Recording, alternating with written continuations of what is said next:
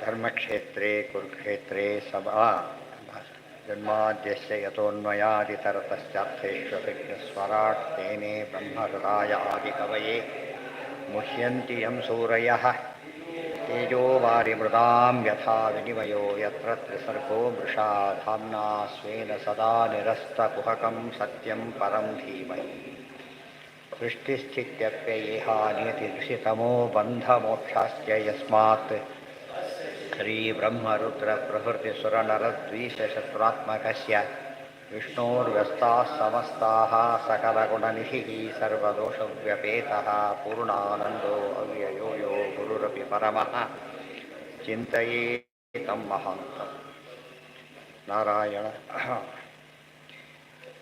ಚಿಂತಯೇತಂ ಮಹಾಂತಂ ಅದರ್ಥ ಆಯ್ತಾಗಲೇ ಜನ್ಮಾದ್ಯಸ್ಯ ಯತೋನ್ಮಯಾದಿತರತಶ್ಚ ಹೇಳಬೇಕಾದ್ರೆ ತಾತ್ಪರ್ಯಂ ಅಲ್ಲಿಂದ ಶುರುವಾಗುತ್ತೆ. ಜನ್ಮಾದ್ಯಸ್ಯ ಯತ ಇತ್ಯಾದಿ ಜನ್ಮಾದ್ಯಸ್ಯ ಇತ್ಯಾದಿ ತಂ ಪರಂ ಧೀಮಹಿ ಇದು ಅನ್ವಯ. ಜನ್ಮಾದ್ಯಸ್ಯ ಇತ್ಯಾದಿ ಯಾರಿಂದ ಆಗ್ತಾ ಇದೆಯೋ ಅಂತ ಪರಮಾತ್ಮನನ್ನು ತಂ ಪರಂ ಧೀಮಹಿ ಹರಿರೇವ ಪರಹ ಹರಿರೇವ ಗುರು ಸರ್ವೋತ್ತಮನಾದ ಶ್ರೀಹರಿಯನ್ನು ಚಿಂತಿಸೋಣ ಧ್ಯಾನ ಮಾಡೋಣ ಅಂತ ಅರ್ಥ. ಅನ್ವಯ ಯಾತಕ್ಕೆ ಅಂತ ಪ್ರಶ್ನೆ. ಇದು ಜನ್ಮಾದ್ಯಸ್ಯ ಯಾರಿಂದ ಹೇಳಿದರೆ ನೀವೀಗ ಅಸ್ಯ ಹೇಳಿದ್ದಾರೆ. ಸೃಷ್ಟಿ ಸ್ಥಿತಿ ಇದೆಲ್ಲ ಇಷ್ಟು ಬ್ರಹ್ಮರುದ್ರ ಪ್ರಕೃತಿ ಸುರನರದ್ವೀಷಶತ್ರುರಾತ್ಮಕಸ್ಯ ಇಷ್ಟಕ್ಕೆಲ್ಲ ಕೂಡ ಯಾರಿಂದ ಆಗ್ತಾ ಇದೆ ಅಂತ ಕೇಳಿದರೆ ವಿಷ್ಣುವಿನಿಂದ ಆಗ್ತಾ ಇದೆ ಅಂತ ಹೇಳಿದ್ದಾರೆ. ಇದಕ್ಕೇನು ಆಧಾರ? ಅನ್ವಯ ತತ್ವ ಸಮನ್ವಯ ಎಲ್ಲ ಸರಿಯಾಗಿ ಓದಿದರೆ ಸಮಸ್ಯೆ ಬರೋದಿಲ್ಲ. ಶ್ರುತಿವಾಕ್ಯ ಇದೆ. ಯಥೋ ವಾ ಇಮಾನಿ ಇತ್ಯಾದಿ ಶ್ರುತಿಭ್ಯ ಅದನ್ನು ಫುಲ್ ಬೇರೆ ಕಡೆ ಕೋಟ್ ಮಾಡಿದ್ರಿಂದ ಪೂರ್ತಿ ಕೋಟ್ ಮಾಡಲಿಲ್ಲ. ಯಥೋ ವಾ ಇಮಾನಿ ಭೂತಾನಿ ಜಾಯಂತೆ ಏನ ಜಾತಾನಿ ಜೀವಂತಿ ಯತ್ ಪ್ರಯಂತಿ ಅಭಿಸಂವಿಶಂತಿ ತದ್ವಿಜಿಜ್ಞಾಸಸ್ವ ತದ್ಬ್ರಹ್ಮ ಅದಿಷ್ಟು ಫುಲ್ ಫಾರಮ್. ಇತರತಃ ತರ್ಕತಃ ಜೊತೆಗೆ ತರ್ಕದಿಂದನೂ ಗೊತ್ತಾಗುತ್ತೆ, ಯುಕ್ತಿಯಿಂದನೂ ಗೊತ್ತಾಗುತ್ತೆ. ಏನು ಯುಕ್ತಿ ಅದು? ಸರಿಯಾಗಿ ಅರ್ಥ ಮಾಡಿಕೊಂಡ್ರೆ ದೇವರ ಬಗ್ಗೆ ಇದ್ದಾನೆ, ಗುಣಪೂರ್ಣನಾಗಿದ್ದಾನೆ, ದೋಷದೂರನಾಗಿದ್ದಾನೆ, ಜಗಜ್ಜನ್ಮಾದಿಕರ್ತೃವಾಗಿದ್ದಾನೆ, ಶಾಸ್ತ್ರಗಮ್ಯನಾಗಿದ್ದಾನೆ, ಎಲ್ಲ ವಿಚಾರಗಳಿಗೂ ಕೂಡ ಒಳ್ಳೆ ರೀತಿಯಲ್ಲಿ ಭಾಗವತದಕ್ಕೆ ವ್ಯಾಖ್ಯಾನ ಮಾಡ್ತಾ ಇದ್ದಾರೆ. ತತಃ ಚೇತನಾದಿ ಪಿತ್ರಾದೇಹೇ ಪುತ್ರಾದಿ ಉತ್ಪದ್ಯತೆ ಒಂದು ಬೇಕು. ಎಲ್ಲ ಒಪ್ತೇವೆ ನಾವು, ಆದರೆ ಇದನ್ನು ಚೇತನ ಒಪ್ಪೋದಿಲ್ಲ ಅಂದರೆ ಚೇತನನೇ ಆಗಬೇಕು. ಲೋಕದಲ್ಲಿ ಕಂಡಿದ್ದೇವೆ, ಚೇತನವಾದ ಮಕ್ಕಳು ಹುಟ್ಟಬೇಕಾದ್ರೆ ತಂದೆ ತಾಯಿ ಇರಬೇಕಾ ಇಲ್ಲೋ? ಅವರೇನಾಗಿರ್ಬೇಕು? ಅವ್ರದ್ದು ಹುಟ್ಟಲಿಕ್ಕೆ ಅವರು ಚೇತನಾಗಿರಲೇಬೇಕು, ಅವರು ಚೇತನಾಗಿರಲೇಬೇಕು. ಕೊನೆಯ ದೇವರು ಏನಾಗಬೇಕಾಗತ್ತೆ? ಚೇತನ ಆಗ. ಜಡದಿಂದ ಸೃಷ್ಟಿ ಒಂದು ಕಡೆ ತೋರಿಸಿ ನೋಡೋಣ ಅಂತೆ. ಒಂದು ಕಡೆ ಎಲ್ಲ ಇವತ್ತು ಕೂಡ ಜಡವಸ್ತುವಿನಿಂದ ಚೇತನ ಸೃಷ್ಟಿಯಾಗಿದೆ ಎಲ್ಲರೂ ಕಂಡಿದೆಯಾ? ಎಲ್ಲೆಲ್ಲೆಲ್ಲೆಲ್ಲೂ ಕಂಡಿಲ್ಲ. ಅದಕ್ಕೆ ಅವರು ದೃಷ್ಟಾಂತ ಏನು ಕೊಡ್ತಾರೆ ಕೆಲವರು ಅಂದರೆ, ಸಗಣಿಯಿಂದ ಚೇಳು ಹುಟ್ಟುತ್ತೆ, ಸಗಣಿ ಜಡ ಪದಾರ್ಥ, ಅದರಿಂದ ಏನದು ಸೈನ್ಸ್ ಡಿಸ್ಪ್ರೂವ್ ಮಾಡಿಬಿಡ್ತದೆ. ಯಾಕೆ? ಸಗಣಿಯಲ್ಲಿ ಏನಿದೆ ಅದು ಇದ್ರ ಮೊಟ್ಟೆಯಲ್ಲಿ ಸೇರಿಕೊಂಡಿರುತ್ತೆ, ಅಲ್ಲಿ ಹುಟ್ಟುತ್ತೆ ಅಷ್ಟೇ ಹೊರತು ಅದು ಆ್ಯಕ್ಚುಲಿ ಅದರಿಂದ ಹುಟ್ಟಿದ್ದಲ್ಲ. ಉದಾಹರಣೆ ಏನಾಗುತ್ತೆ, ಇವತ್ತು ನಾವು ಹಾಲು ಎಲ್ಲಿಂದ ಬರುತ್ತೆ ಅಂತ ಕೇಳಿದರೆ ಡೈರಿಯಿಂದ ಬರುತ್ತೆ ಅಂತ ಹೇಳಿದ್ರೆ ಆಗುತ್ತೆ ಅಷ್ಟೆ. ಬೂತಿಂದ ಸಿಗುತ್ತೆ ಅಷ್ಟೇ ಹಾಲು. ಅದು ಆ ಕಾಲದಲ್ಲಿ ಆಗುತ್ತೆ ಅಷ್ಟೆ. ಇವತ್ತು ಸ್ಥಿತಿ ಬಂದಿರುವತ್ತಿನ ನಾಲೆಡ್ಜ್ ಅಂದರೆ ಹಾಗೆ ಆಗಿರೋದು. ಏನಾಗಿದೆ ಇವತ್ತು ಚಿಕ್ಕ ಮಕ್ಕಳಿಗೆ ದುಡ್ಡು ಎಲ್ಲಿಂದ ಬರುತ್ತೆ ಬ್ಯಾಗ್ ಇವತ್ತಿದ್ರೆ ಬರುತ್ತೆ ಅಷ್ಟೇ. ದುಡ್ಡು ಇರಬೇಕಾಗಿಲ್ಲ, ಬಂದು ಅದೇನು ಬೇಕಿಲ್ಲ ಅದಕ್ಕೆಲ್ಲ. ಅದು ಹಿಂದೂ ಬುದ್ಧಿ ಇಲ್ಲೇ ಇಲ್ಲ. ಅಲ್ಲಿ ಹೋದ ಬಂದ ತಂದ, ಹಾಲು ಹಾದ ತಂದ. ಇದೆಲ್ಲ ಫಾಸ್ಟ್ ಫುಡ್ ಎಲ್ಲಿಂದ ಬರುತ್ತೆ? ತಟ್ಟೆಯಿಂದ ಬರುತ್ತೆ ಅಷ್ಟೇ. ಈ ಥರ ತಿಳ್ಕೊಬಿಡ್ತಾರೆ, ತಪ್ಪೋದು. ಮತ್ತು ಏನಾಗಿರ್ಬೇಕದು? ಅದೆಲ್ಲ ಯಾವ ಸ್ಟೇಜ್ ಅದು? ಸಪ್ಲೈಗೆ ಸ್ಟೇಜೇ ಹೊರತು ಪ್ರಿಪ್ರೇಷನ್ ಸ್ಟೇಜ್ ಅಲ್ಲ ಅದು. ಪ್ರಿಪ್ರೇಷನ್ ಸ್ಟೇಜಲ್ಲಿ ಬೇಕಾದದ್ದೇನೋ ಮೂಲ ಶಕ್ತಿ ಬೇಕು. ಮೂಲ ಶಕ್ತಿ ಏನಾಗಿರಬೇಕು? ಅದು ಚೇತನನೇ ಆಗಿರಬೇಕು. ಅವ್ನು ಆಶ್ಚರ್ಯ ಅಂದರೆ ಫಿಸಿಕ್ಸ್ ಬೇಸಿಕ್ ಪ್ರಿನ್ಸಿಪಲ್ಲೇ ಅದು. ಇಷ್ಟಾದರೂ ದೇವರು ಅವ್ರು ಅಪ್ಲೈ ಮಾಡಲಿಲ್ಲ ಅಂದರೆ ಭಾಳ ಆಶ್ಚರ್ಯ ಆಗುತ್ತೆ. ಹಾಂ, ಅದೇ ಹೇಳ್ತಿರೋದು. ಹೊಟ್ಟೆಯಲ್ಲಿ ಸೇರಿದೆ, ಚೇಳು ಇಟ್ಟಿದೆ, ಅಲ್ಲಿ ಇಟ್ಟಿದ್ದಕ್ಕೆ ಬಂತು ಅಷ್ಟೇ ಹೊರತು ಏನಲ್ಲ ಅದು ಜಡ ಪದಾರ್ಥ ಅಲ್ಲ. ಇದು ಅಷ್ಟೇ. ನಮ್ಮ ಮರಗಿಡಗಳಿಂದ ಬರುತ್ತಲ್ಲ ಅಂತ ಕೇಳಿದರೆ ಸೈನ್ಸು ಪ್ರೂವ್ ಮಾಡಿದೆ. ಮರಗಿಡಗಳು ಏನಲ್ಲ ಚೇತನ ಪದಾರ್ಥ ಅಂತ ಹೇಳಿಬಿಟ್ಟಿದ್ದ. ಸೈನ್ಸು ಒಪ್ಪಿದೆ, ಶಾಸ್ತ್ರ ಮೊದಲೇ ಹೇಳಿಬಿಟ್ಟಿದೆ ಎಂದೂ ಕೂಡ. ಇದೆಲ್ಲ ಹೇಳಿದ ಮೇಲೆ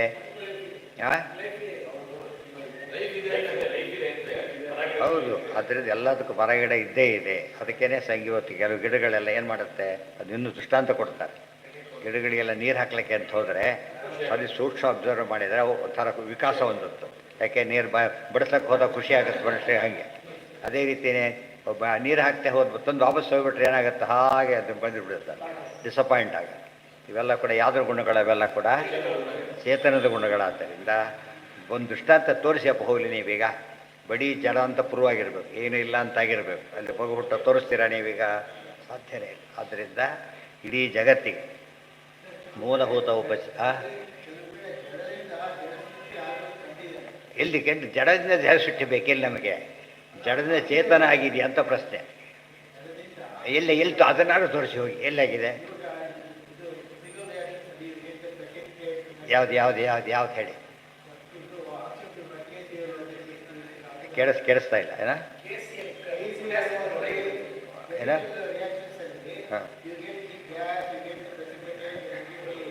ಅದು ವಿ ಗೆಟ್ ನೆನಪಿಟ್ಕೊಳ್ಳಿ. ವಿ ಗೆಟ್ ಅದ್ರ ಅರ್ಥ ಏನೋ? ನಾವು ಮಾಡ್ತಾ ಇದ್ದೀವಿ ಅದನ್ನೀಗ, ಬರ್ಲಿಕ್ಕೆ ಸಾಧ್ಯ ಇಲ್ಲ ಅದು. ಅದೇ ಅದೆಲ್ಲ ಬೇಡ.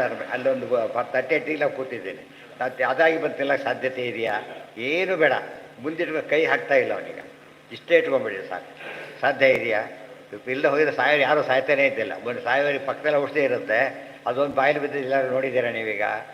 ಸಾಧ್ಯ ಇಲ್ಲ. ಮತ್ತೆ ಅಲ್ಲ ಉತ್ತರ ಕೊಟ್ಟರೆ ಈಗಾಗಲೇ ಏನಂತ ಮಣ್ಣು ಮಾತಾಡಿತ್ತು ಅಂತ ಹೇಳಲಿ. ಹಾಗೆ ನಮಗೆ ಕಣ್ಣಿಗೆ ಕಾಣದೇ ಇರೋದು ಏನಿದೆ ಇಲ್ಲಿಗ? ಚೇತನ ಇದೆ. ಅದು ಒಳ್ಳೆ ದೃಷ್ಟಾಂತ ಕೊಡ್ತಾರೆ ಆಚಾರ್ಯ. ಅದೊಂದು ಇದು ಅಕ್ಕಿ ಹೋಗ್ತಾ ಇದೆ, ಅಕ್ಕಿ ಕಾಳು. ನಾವು ದೂರಿಂದ ನೋಡ್ತಾ ಇಲ್ಲ, ಇಚ್ಛೆ ನೋಡ್ತಾ ಇದ್ದೀವಿ. ಅದೇನು ಹತ್ತಿರ ಹೋಗಿ ನೋಡೋದಿಲ್ಲ. ಸಿಂಪಲಾಗಿ ಏನು ಹೇಳ್ತೀವಿ ನಾವು? ಯಾವುದೇ ಎತ್ಕೊಂಡು ಹೋಗ್ತಿದೆ ಅಷ್ಟೇ. ಇದನ್ನ ಯಾಕೆ ಹೇಳಿ? ಆದಷ್ಟು ಇಲ್ಲಿ ನೋಡಿದರೆ ಇದು ಮಾತ್ರ. ಹತ್ತಿರ ಹೋಗಿ ನೋಡಬೇಡಿ, ಇಲ್ಲಿಂದ ನೋಡಿ. ಅದೇ ಹೋಗ್ತಾ ಇಲ್ವ ಈಗ? ಅದಕ್ಕೆ ನಾವೇನು ಹೇಳ್ತೀವಿ? ಫಸ್ಟು ಹತ್ತಿರ ಹೋಗಿ ನೋಡಿ. ಅದ್ರೊಳಗೆ ತಯಾರಿಲ್ಲ ಅವನು. ಯಾತಕ್ಕೆ ಇಲ್ಲಿ ಹೇಗೆ ಬರೀ ಕಣ್ಣು ದೂರದಿಂದ ಮಾತಾಡ್ತೀವೋ ಅಲ್ಲಿ ನಾವು ಅತೀಂದ್ರ ವಸ್ತು ಕಾಣದೆ ಮಾತಾಡ್ತೇವೆ. ಇನ್ನು ತಮಾಷೆ ಅಂದರೆ ಚೇತನ ಇಲ್ಲಿ ಕಾಣುತ್ತೆ, ಅಲ್ಲಿ ಕಾಣೋದಿಲ್ಲ ಅಂತ ಹೇಳ್ತೀರಿ. ಚೇತನ ಇಲ್ಲೂ ಕಾಣೋದಿಲ್ಲ, ಇಲ್ಲೂ ಕೂಡ ಕಾಣಿದ್ರೆ ಬಾಡಿಗಳೇ ಹೊರತು ಚೇತನ ಅಲ್ಲ. ಅದು ಒಳಗೆ ಚೇತನ ಇದೆ ಅಷ್ಟೇ. ಬಸ್ ತನ್ನಿಸ್ತಾನೆ ಹೋಗುತ್ತಾ? ರಿಮೋಟ್ ಹೋಗುತ್ತೆ. ರಿಮೋಟ್ ಮಾಡೋದು ಒಂದು ಬೇಕಲ್ಲ. ಅದೇನೇ ಉತ್ತರ ಕೊಟ್ಟರು ಕೂಡ ಎಲ್ಲಿಗೆ ಹೋಗುತ್ತದೋ? ಹೋಗಲೇಬೇಕು. ಇಲ್ಲಿ ನಮಗೆ ನಮ್ಮಲ್ಲೇ ದೂರದಿಂದ ಕಾಣೋದು ಪದಾರ್ಥನೇ ಬೇರೆ, ಹತ್ತಿರ ಕಾಣೋದು ಬೇರೆ. ಶಾಸ್ತ್ರದಿಂದ ನೋಡಿದಾಗ ಬೇರೆ. ಮತ್ತು ಲಾಜಿಕ್ ಫಸ್ಟ್ ಕ್ಲಾಸ್ ಸಪೋರ್ಟ್ ಮಾಡುತ್ತೆ. ಲಾಜಿಕ್ ಸಪೋರ್ಟ್ ಮಾಡೋದು ಕಾಸ್ಲೆಸ್ ಎಫೆಕ್ಟ್ ಅಲ್ಲ. ಏನದು? ವಿತ್ ಪ್ರಾಪರ್ ಕಾಸ್. ಬರೀ ಕಾಸ್ ಅಲ್ಲ, ವಿತ್ ಪ್ರಾಪರ್ ಕಾಸ್ ಎಫೆಕ್ಟ್ ತೋರಿಸ್ಬೇಕು ನೀವು.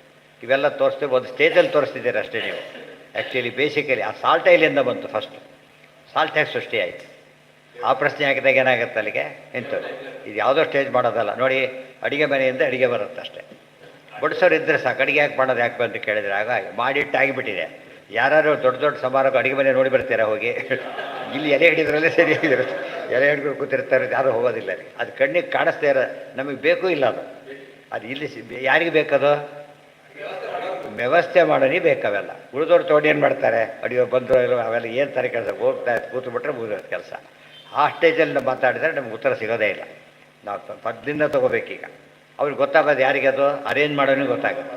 ಮತ್ತು ಬರೋರು ಕೇಳ್ತಾರೆ, ಉಳಿದವರೆಲ್ಲ ಕೇಳೋದಿಲ್ಲ. ಇಬ್ಬರು ಬೇರೆ, ಅವರು ಬರೋರು ಬೇರೆ. ಆದಷ್ಟು ಇಲ್ಲಿ ಅರ್ಥ ಮಾಡಿಕೊಂಡ್ರೆ ನೋಡ್ತಾನೋ ಬಿಡ್ತಾನೋ, ಯಾವನು ಪುಣ್ಯಾತ್ಮನಪ್ಪ ಎಷ್ಟು ಚೆನ್ನಾಗಿ ಮಾಡಿಸಿ ಅಷ್ಟು ಹೇಳ್ತಾರಲ್ಲೋ ಕೊನೆ ಪಕ್ಷ. ಯಜಮಾನ ಗೊತ್ತು ಏನು ಗೊತ್ತಾಗಲಿಲ್ಲ, ಯಾರೋ ಪುಣ್ಯಾತ್ಮ ಮಾಡಿಸಿದ್ದಂತೆ ಎಷ್ಟು ಚೆನ್ನಾಗಿತ್ತು ಅಂತ ಹೊಡ್ಬಿಡ್ತಾರೆ.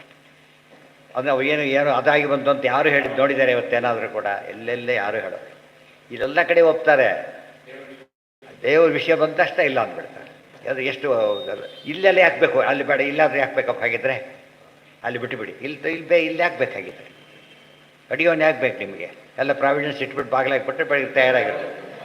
ಎಲ್ಲರೂ ನೋಡಿದ್ದೀರಾ? ಒಂದು ಅಗಳಾಗಿದೆಯಾ? ಹೋಗಲಿ, ಸಾಧ್ಯನೇ. ಅದೆಲ್ಲ ಯೋಚನೆ ಮಾಡಿದರೆ ಎರಡು ಒಪ್ಪಬೇಕು ನಾವೀಗ. ಒಂದು ದೂರದಿಂದ ನೋಡಿದ್ರೆ ಕಾಣೋದಿಲ್ಲ ಅಂತ ಒಂದಾದರೆ, ಅತೀಂದ್ರಿಯ ವಸ್ತುನೂ ಕಾಣೋದಿಲ್ಲ. ಜೀವ ಯಾವಾಗಲೂ ಅತೀಂದ್ರಿಯ. ದೇವರ ಅತೀಂದ್ರಿಯ ಬಿಟ್ಬಿಟ್ಟು ಜೀವನೇ ಅತೀಂದ್ರಿಯ. ಯಾವ ಚೇತನೂ ಯಾರ ಕಣ್ಣಿಗೂ ಕಂಡಿಲ್ಲ ಇವರಿಗೂ ಕೂಡ. ಅದಕ್ಕೆ ಸೈನ್ಸ್ ಒಪ್ಪಲಿಲ್ಲ ಅದನ್ನು. ಆ್ಯಕ್ಚುಲಿ ಒಪ್ಪಬೇಕಾಗಿತ್ತು. ಕಾಣದೇ ಇರೋ ಪದಾರ್ಥ ಕೂಡ ದೂರದಿಂದ ನಮಗೆ ಸ್ಮೋಕ್ ಕಾಣುತ್ತೆ ಹೊರತು ಇದು ಕಾಣಿಸೋದಿಲ್ಲ. ಸ್ಮೋಕ್ ಅಲ್ಲಿ ಬೆಂಕಿ ಅಲ್ಲಿವರೆಗೂ ಹೋಗೋದಿಲ್ಲ. ಅದು ನೋಡಿ ಹೇಗೆ ತಿಳ್ಕೊತೇವೋ ಹಾಗೆ. ಆ ಯುಕ್ತಿಗೆ ಬೆಲೆ ಏನು? ವ್ಯಾಪ್ತಿ ಇಲ್ಲೆಲ್ಲ ವ್ಯಾಪ್ತಿ ಕಂಡುಬಿಟ್ಟಿದ್ದೇವೆ ನಾವೀಗ. ಧೂಮ ಎಲ್ಲ ಪರೀಕ್ಷೆ ಮಾಡಿ ಮಾಡಿ ಮಾಡಿ ಏನು ತೀರ್ಮಾನ ಮಾಡ್ಕೊಂಡ್ವಿ? ಎತ್ತರ ಧೂಮ ತತ್ವ. ಇವತ್ತೆಲ್ಲ ಕಡೆ ಚೇತನದಿಂದ ಕೆಲಸ ಆಗಿದ್ದು ನೋಡಿದ ಮೇಲೆ ಕೆಲಸ ಎಲ್ಲಿಯಾದರೂ ಏನಿರಬೇಕು ಅಂತಾಯಿತು? ಒಬ್ಬ ಚೇತನ ಇರಬೇಕು. ವೆರಿ ಸಿಂಪಲ್ ಆರ್ಗ್ಯುಮೆಂಟು, ಗೊತ್ತಾಯ್ತಾ? ಅದಕ್ಕೆ ಆಚಾರ್ಯ ಹೇಳಿದ್ದು ಅಚಿತ್ತನು ತದ್ಧೀಯತಃ. ಅಚೇತನಕ್ಕೆ ಯಾವುದೇ ಸ್ಟೇಜಲ್ಲೂ ಕೂಡ ಏನಿಲ್ಲ. JCB ಎಲ್ಲ ಮಾಡುತ್ತೆ, ಬಟ್ ಸುಮ್ಮನೆ ಬಿಟ್ಟು ಎಲ್ಲ ಡೈಮಾಸ್ಮಾತ ಹೋಗ್ಬಿಡುತ್ತೆ. ಅದು ಯಾವ್ದು ಮಾಡೋಕೆ ಅಲ್ಲಿ ಮಾತ್ರ ಮಾಡುತ್ತೆ. ಯಾಕೆ ಒಬ್ಬ ಹಿಂದೆ ಇದ್ದಾನೆ, ಚೇತನ ಇದ್ದ, ಇಲ್ಲವ್ರು ಏನಾಗ್ತಿತ್ತು ಅದು ಅವ್ನು ಅವನ್ನೇ ತಿಂದು ಹಾಕ್ಬಿಡಿರ್ತಿತ್ತು, ಪುಡಿ ಪುಡಿ ಮಾಡಿ ಹಾಕ್ತಾಯಿತ್ತು. ಹಾಗೆ ಮಾಡೋದಂತ ವ್ಯವಸ್ಥೆ ಮಾಡ್ಕೊಂಡಿದ್ದ ಅವನು. ಹಾಂ ಹಾಂ ಹೌದು, ಅದೇ ಹೇಳ್ತಿರೋದು. ಅವ್ರು ಹೇಳಿದ್ದಾರೆ ನಮಗೆ ಚೇತನ ಇಲ್ಲದೇ ಆಗೋದಿಲ್ಲ, ಕಾಣಿಸೋದಿಲ್ಲ. ಇಲ್ಲೂ ಕಂಡಿಲ್ಲ, ಕಂಡಿದ್ದು ತಿಳ್ಕೊಂಬಿಟ್ಟಿದ್ದಾರೆ ಅಷ್ಟೇ. ಈ ದೇಹದಿಂದ ಕೆಲಸ ಆಯಿತು ಅಂತ ಹೇಳಬೇಕಷ್ಟೇ. ಈ ದೇಹದಿಂದ ಕೆಲಸ ಎಲ್ಲೇ ಆಯಿತು? ಆಗಿಲ್ಲ. ಹಿಂದೆ ಏನಿರ್ಬೇಕು ಅದಕ್ಕೆ? ಚೇತನ ಇರಲೇಬೇಕು. ಸರಿಯಾಗಿ ಯೋಚನೆ ಮಾಡಿದರೆ ಎಂಥ ನಾಸ್ತಿಕನ್ನು ಒಪ್ಪಿಸ್ಬೋದು. ಅದು ಕರೆಕ್ಟಾಗಿ ಅವನು ಟು ದಿ ಪಾಯಿಂಟ್ ಉತ್ತರ ಕೊಡಬೇಕು. ಜನರಲ್ಲಿ ಹಠಮಾರಿಗಳು ಏನು ಮಾಡ್ತಾರೆ ಗೊತ್ತಾ? ಅದೆಲ್ಲ ಎಲೆ ಬಿಡಿ ಅಂತ ಏನೋ ಹೇಳಿ ಡೋಂಟ್ ಕೇರ್ ಅಂದ್ಬಿಡ್ತಾರೆ. ಅವಾಗ ಒಬ್ರು ಕಂಟ್ರೋಲರ್ ಕೂತಿರ್ತಾರೆ, ಅಧ್ಯಕ್ಷ, ಹಾಗೆಲ್ಲ ಮಾತಾಡಬಾರ್ದು ಅಂತ ಹೇಳ್ತಾರೆ. ಇವರು ಕಾರಣ ಕೊಟ್ಟು ಹೇಳಿದ್ಮೇಲೆ ನೀನೇ ಹೇಳಬೇಕೀಗ. ಕಾರಣ ಕೊಟ್ಟೆ ಉತ್ತರ ಕೊಡಬೇಕು ಅಂತ ಅದೆಲ್ಲ ಹೇಳಬಾರ್ದು. ಹೇಳಿದರೆ ವಾದಿ ಅಲ್ಲ ಅವನು. ಅಷ್ಟಕ್ಕೆ ಕೋರ್ಟ್ಗೆ ಯಾಕೆ ಹೋಗ್ಬೇಕಾಗಿದೆ? ನಾ ಏನು ಡಾಕ್ಯುಮೆಂಟ್ಸ್ ತೋರಿಸೋದಿಲ್ಲ ರೀ, ನನ್ನ ಪರ ಟೆಸ್ಟ್ಮೆಂಟ್ ಕೊಡಿ ಅಂದರೆ ಅಲ್ಲಿಗೆ ಕೇಸ್ ಡಿಸ್ಟ್ರಿಬ್ಯೂಸ್ ಆಗಿಬಿಡ. ಅವ್ನು ಸೋತ ಅಂತ ಅರ್ಥ ಹೊರತು ಏನೇ. ಅದೆಲ್ಲ ಹೈ ಲೆವೆಲಲ್ಲಿ ಆಗಬೇಕು. ಇವತ್ತು ತಾವೇ ಪ್ರಶ್ನೋತ್ತರ ಹಾಕೊಳ್ಳೋದು ಒಂದಾದರೆ ನಾಸ್ತಿಕನ್ನೇ ಕರೆಸ್ಬೇಕು. ಕರೆಸ್ಬಿಟ್ಟು ನೇರ ಕೇಳು ಅಂತ ಹೇಳಬೇಕು. ಒಬ್ಬ ಪ್ರಾಪರ್ ಜಡ್ಜ್ ಅವನಿಗೆ ಸಂಬಂಧ ಜಡ್ಜ್ ಇರಬೇಕು, ಬರೀ ನಮಗಲ್ಲ. ನೀನು ಯಾರನ್ನ ಒಪ್ತೀವಿ ಅವ್ರನ್ನೇ ಕೂಡಿಸು, ಗೊತ್ತಾಯ್ತಾ? ಬೇಡ, ನಾಲೆಡ್ಜ್ ಇರೋನೇ ಕೂಡಿಸಿ. ಅವಾಗ ಅಧ್ಯಕ್ಷರಾಗಿ ಏನಾಗಿರ್ಬೇಕು, ಅವನು ನಾಲೆಡ್ಜ್ ಇರೋನೇ ಆಗಬೇಕು. ಇಬ್ಬರಿಗೆ ಸಮ್ಮತ ಆಗೋದ್ರ ಜೊತೆಗೆ ತಿಳುವಳಿಕೆ ಇದ್ದು ಇಬ್ಬರಿಗೆ ಸಮ್ಮತನಾಗಬೇಕು. ಅದು ಅಂಡರ್ಸ್ಟುಡ್. ಅದೆಲ್ಲ ಯೋಚನೆ ಮಾಡಿದರೆ ಸರಿ ಸಾಲ್ವ್ ಮಾಡೋಕ್ಕೆ ನಮ್ಗೆ ಇಲ್ಲೇ ಇಲ್ಲ. ಸುಮ್ಮನೆ ವೇಸ್ಟ್ ಆಫ್ ಟೈಮ್ ಮಾಡ್ತಾರೆ ಹೊರತು ಸಿಸ್ಟಮೆಟಿಕ್. ನಾವೇ ಆಸ್ತಿಕ ವಾದ ಮಾಡ್ತೀವಿ ಅಂತ ತಿಳ್ಕೊಂಬೇಡ. ನಮ್ಮವ್ರು ಏನು ಮಾಡ್ತಾರೆ ನೋಡಿದವರಲ್ಲ, ನೀವೇ ಮಾತಾಡ್ಕೋತೀರಿ, ಬೇರೆಯವ್ರನ್ನ ಕರೆಸಿ ಮಾತಾಡಿ. ಈಗ ಈ ಘಟ್ಕ ಮಾಡಿದ್ರೆ ಆಗ್ಬೋದು, ಎದುರು ನಿಂತಿದ್ರು ಒಬ್ಬರು ಇವನು, ಅವಾಗ ಅಂಥ ಕೆಲಸ ಮಾಡಬೇಕು. ಅವಾಗ ಅವನು ಪ್ರಾಮಾಣಿಕವಾಗಿ ಬರಬೇಕು. ಅವನು ಅಷ್ಟೇ. ಇಬ್ಬರು ಓಪನ್ ಮೈಂಡೆಡ್ ಆಗಿರ್ಬೇಕು. ಇಬ್ಬರು ಓಪನ್ ಮೈಂಡೆಡ್. ನೀನು ಒಪ್ತೀನಿ, ನಾವು ಒಪ್ತೀನಪ್ಪ ಅಂತೇಳಿ ಇದಕ್ಕೆಲ್ಲ ಆನ್ಸರ್ ಕೊಡಬೇಕಾತ. ಕೊಡದೆ ಹೋದರೆ ಅದಲ್ಲ. ಆ ರೀತಿ ಮಾಡಿ ಉಳಿಸಿದೆ. ಅದು ಜ್ಞಾನ ಪ್ರಸಾರ ಮಾಡೋ ರೀತಿ ಅಂದರೆ ಅದು ಸುಮ್ಮನೆ ಇದ್ದವ್ರು ಬಂದರೆ ಕೂತ್ರೆ ಎದ್ದೋಗ್ರಿ ಅವೆಲ್ಲ ಇದಲ್ಲ. ಕ್ಲಾಸ್ನಲ್ಲಿ ಹಾಗೆಲ್ಲ ಓಡಿಸಿ ನಾಡಿಂದ ಬರಬೇಡ ಅಂತಾರೆ ಹೊರತು ಸಾಧ್ಯ ಇಲ್ಲ. ನೀವು ಇಂಟ್ರೆಸ್ಟ್ ಓದಬೇಕು ಅಂತ ಇರಬೇಕು. ಒಳ್ಳೆ ಏನೇನು ಪ್ರಶ್ನೆ ಕೇಳ ಹಾಗಿಲ್ಲ, ಸರಿಯಾದ ಪ್ರಶ್ನೆ ಕೇಳಬೇಕು. ಈ ಕರಾರಿನ ಮೇಲೆ ಹೇಗೆ ಅಡ್ಮಿಟ್ ಆಗ್ತಾನೆ ಹಾಗೆ.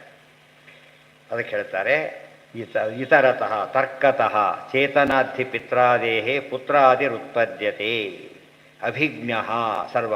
ಆಯ್ತಪ್ಪ, ಚೇತನ ಒಪ್ಕೋತೀನಿ ಅಂತ ಬಂದ ಆ ಸ್ಟೇಜ್ಗೆ. ನೆಕ್ಸ್ಟ್ ಸ್ಟೇಜ್ ಈಗ ಆ ಚೇತನ ನಮ್ಮಂಥ ಚೇತನ ಯಾಕಾಗಬಾರ್ದು? ಸಾಂಖ್ಯರು ಹೇಳ್ತಾರೆ ಮ್ಯೂಚುವಲ್. ಎ ಇಂದ ಬಿ ಸಿ ಡಿ ಪರಸ್ಪರ ಹೆಲ್ಪ್ ಮಾಡ್ಕೋತಾರೆ. ದೃಷ್ಟಾಂತ ಯಾವ್ದು ಕೊಟ್ಟರು ಅವರು? ಅಂಧಪಂಗು ನ್ಯಾಯ ಕೊಟ್ಟರು. ಅದಕ್ಕೇನು ಹೇಳ್ತೀವಿ, ಅಲ್ಲೂ ಸರಿಯಲ್ಲ ನೋಡಿ. ನಿಮ್ಮ ಹತ್ರ ಬರ್ತಾ ಅಂಧಪಂಗು ನ್ಯಾಯಕ್ಕೆ. ಕುರುಡಿ ಮೇಲೆ ಕುಂಟ ಹೋಗ್ತಾನೆ, ಅವನಿಗೆ ಕುರುಡನಿಗೆ ಕಾಲಿದೆ, ಕಣ್ಣು ಕಾಣೋದಿಲ್ಲ. ಇವನಿಗೆ ಕಣ್ಣಿದೆ, ಕಾಲಿಲ್ಲ. ಇವನ ಮೇಲೆ ಕೂತು ಬಿಡ್ತಾನೆ. ಯಾವ್ದ ಮೇಲೆ ಕೊಡ್ತಾನೆ? ಕುಟ್ಟಿನ ಮೇಲೆ ಕೂತ್ರೆ ಗತಿ ಅಂತ ಕುರುಡನ ಮೇಲೆ ಕೊಡ್ತಾರೆ.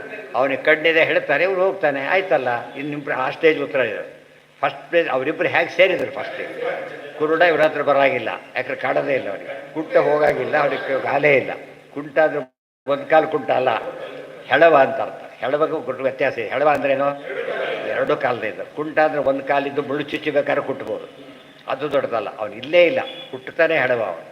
ಅಂಥವ್ನು ಹೋಗಿ ತೋರಿಸ್ತಾರೆ ಎಲ್ಲರೂ ಕೂಡ. ನೀವೀಗ ಸಾಧ್ಯ ಅವ್ನು ಹೋಗಬೇಕಾದ್ರೆ ಅವ್ನಿಗೆ ಎಲ್ಲೋ ಇದೆ, ಅವ್ನಿಗಿರೋದು ಗೊತ್ತಿಲ್ಲ, ಹುಡುಕೊಂಡೋಗ್ಲಿಕ್ಕೆ ಸಾಧ್ಯನೂ ಇಲ್ಲ, ಅವ್ರಿಗೆ ಕಾಲೇ ಇದೆ. ಇದೆಲ್ಲ ಯೋಚನೆ ಮಾಡಿದರೆ ಆಗ ಅಂಧಪಂಗು ನ್ಯಾಯ. ಆ ದೋಷ ಬರೋದ್ರಿಂದ ಒಪ್ಲಕ್ಕೆ ಸಾಧ್ಯ ಇಲ್ಲ ನಿಮ್ಮ ವಾದನ. ನಮಗೇನಿದೆ ಈಗ? ಸರ್ವಜ್ಞನಾಗಿರಲೇಬೇಕು. ಅವನು ಒಬ್ಬನೇ ಇರಬೇಕು, ಸರ್ವಜ್ಞನಾಗಿರಬೇಕು. ಅಷ್ಟೇ ಅಲ್ಲಿ ಸರ್ವಶಕ್ತಿ ಇರಬೇಕು ಅವನಿಗೆ. ಹಣ್ಣು ಮುದುಕರು ಒಳ್ಳೆ ಔಷಧಿ ಗೊತ್ತಿದೆ, ಅವ್ರಿಗೆ ಕೈಲಿ ಎತ್ತುಕೊಡ್ಲಕ್ಕೆ ಬರೋದಿಲ್ಲ ಪಾಪ, ಆ ಸ್ಥಿತಿಯಲ್ಲಿದ್ದ. ಅದಕ್ಕೊಬ್ಬರು ಬೇಕಾಯ್ತಲ್ಲ, ಶಕ್ತಿನೂ ಇರಬೇಕು ಅವನಿಗೆ. ಶಕ್ತಿ ಬೇಕು, ಜ್ಞಾನ ಬೇಕು, ಎಲ್ಲ. ಇನ್ನೊಂದು ಇರಬೇಕಾಗ ಅವನು ಪ್ರೆಸೆನ್ಸ್ ಬೇಕು ಫಸ್ಟು. ಎಲ್ಲ ಇದೆ ಔಟ್ ಆಫ್ ಸ್ಟೇಷನ್. ಅವನು ವ್ಯಾಪ್ತನಾಗಿರ್ಬೇಕು.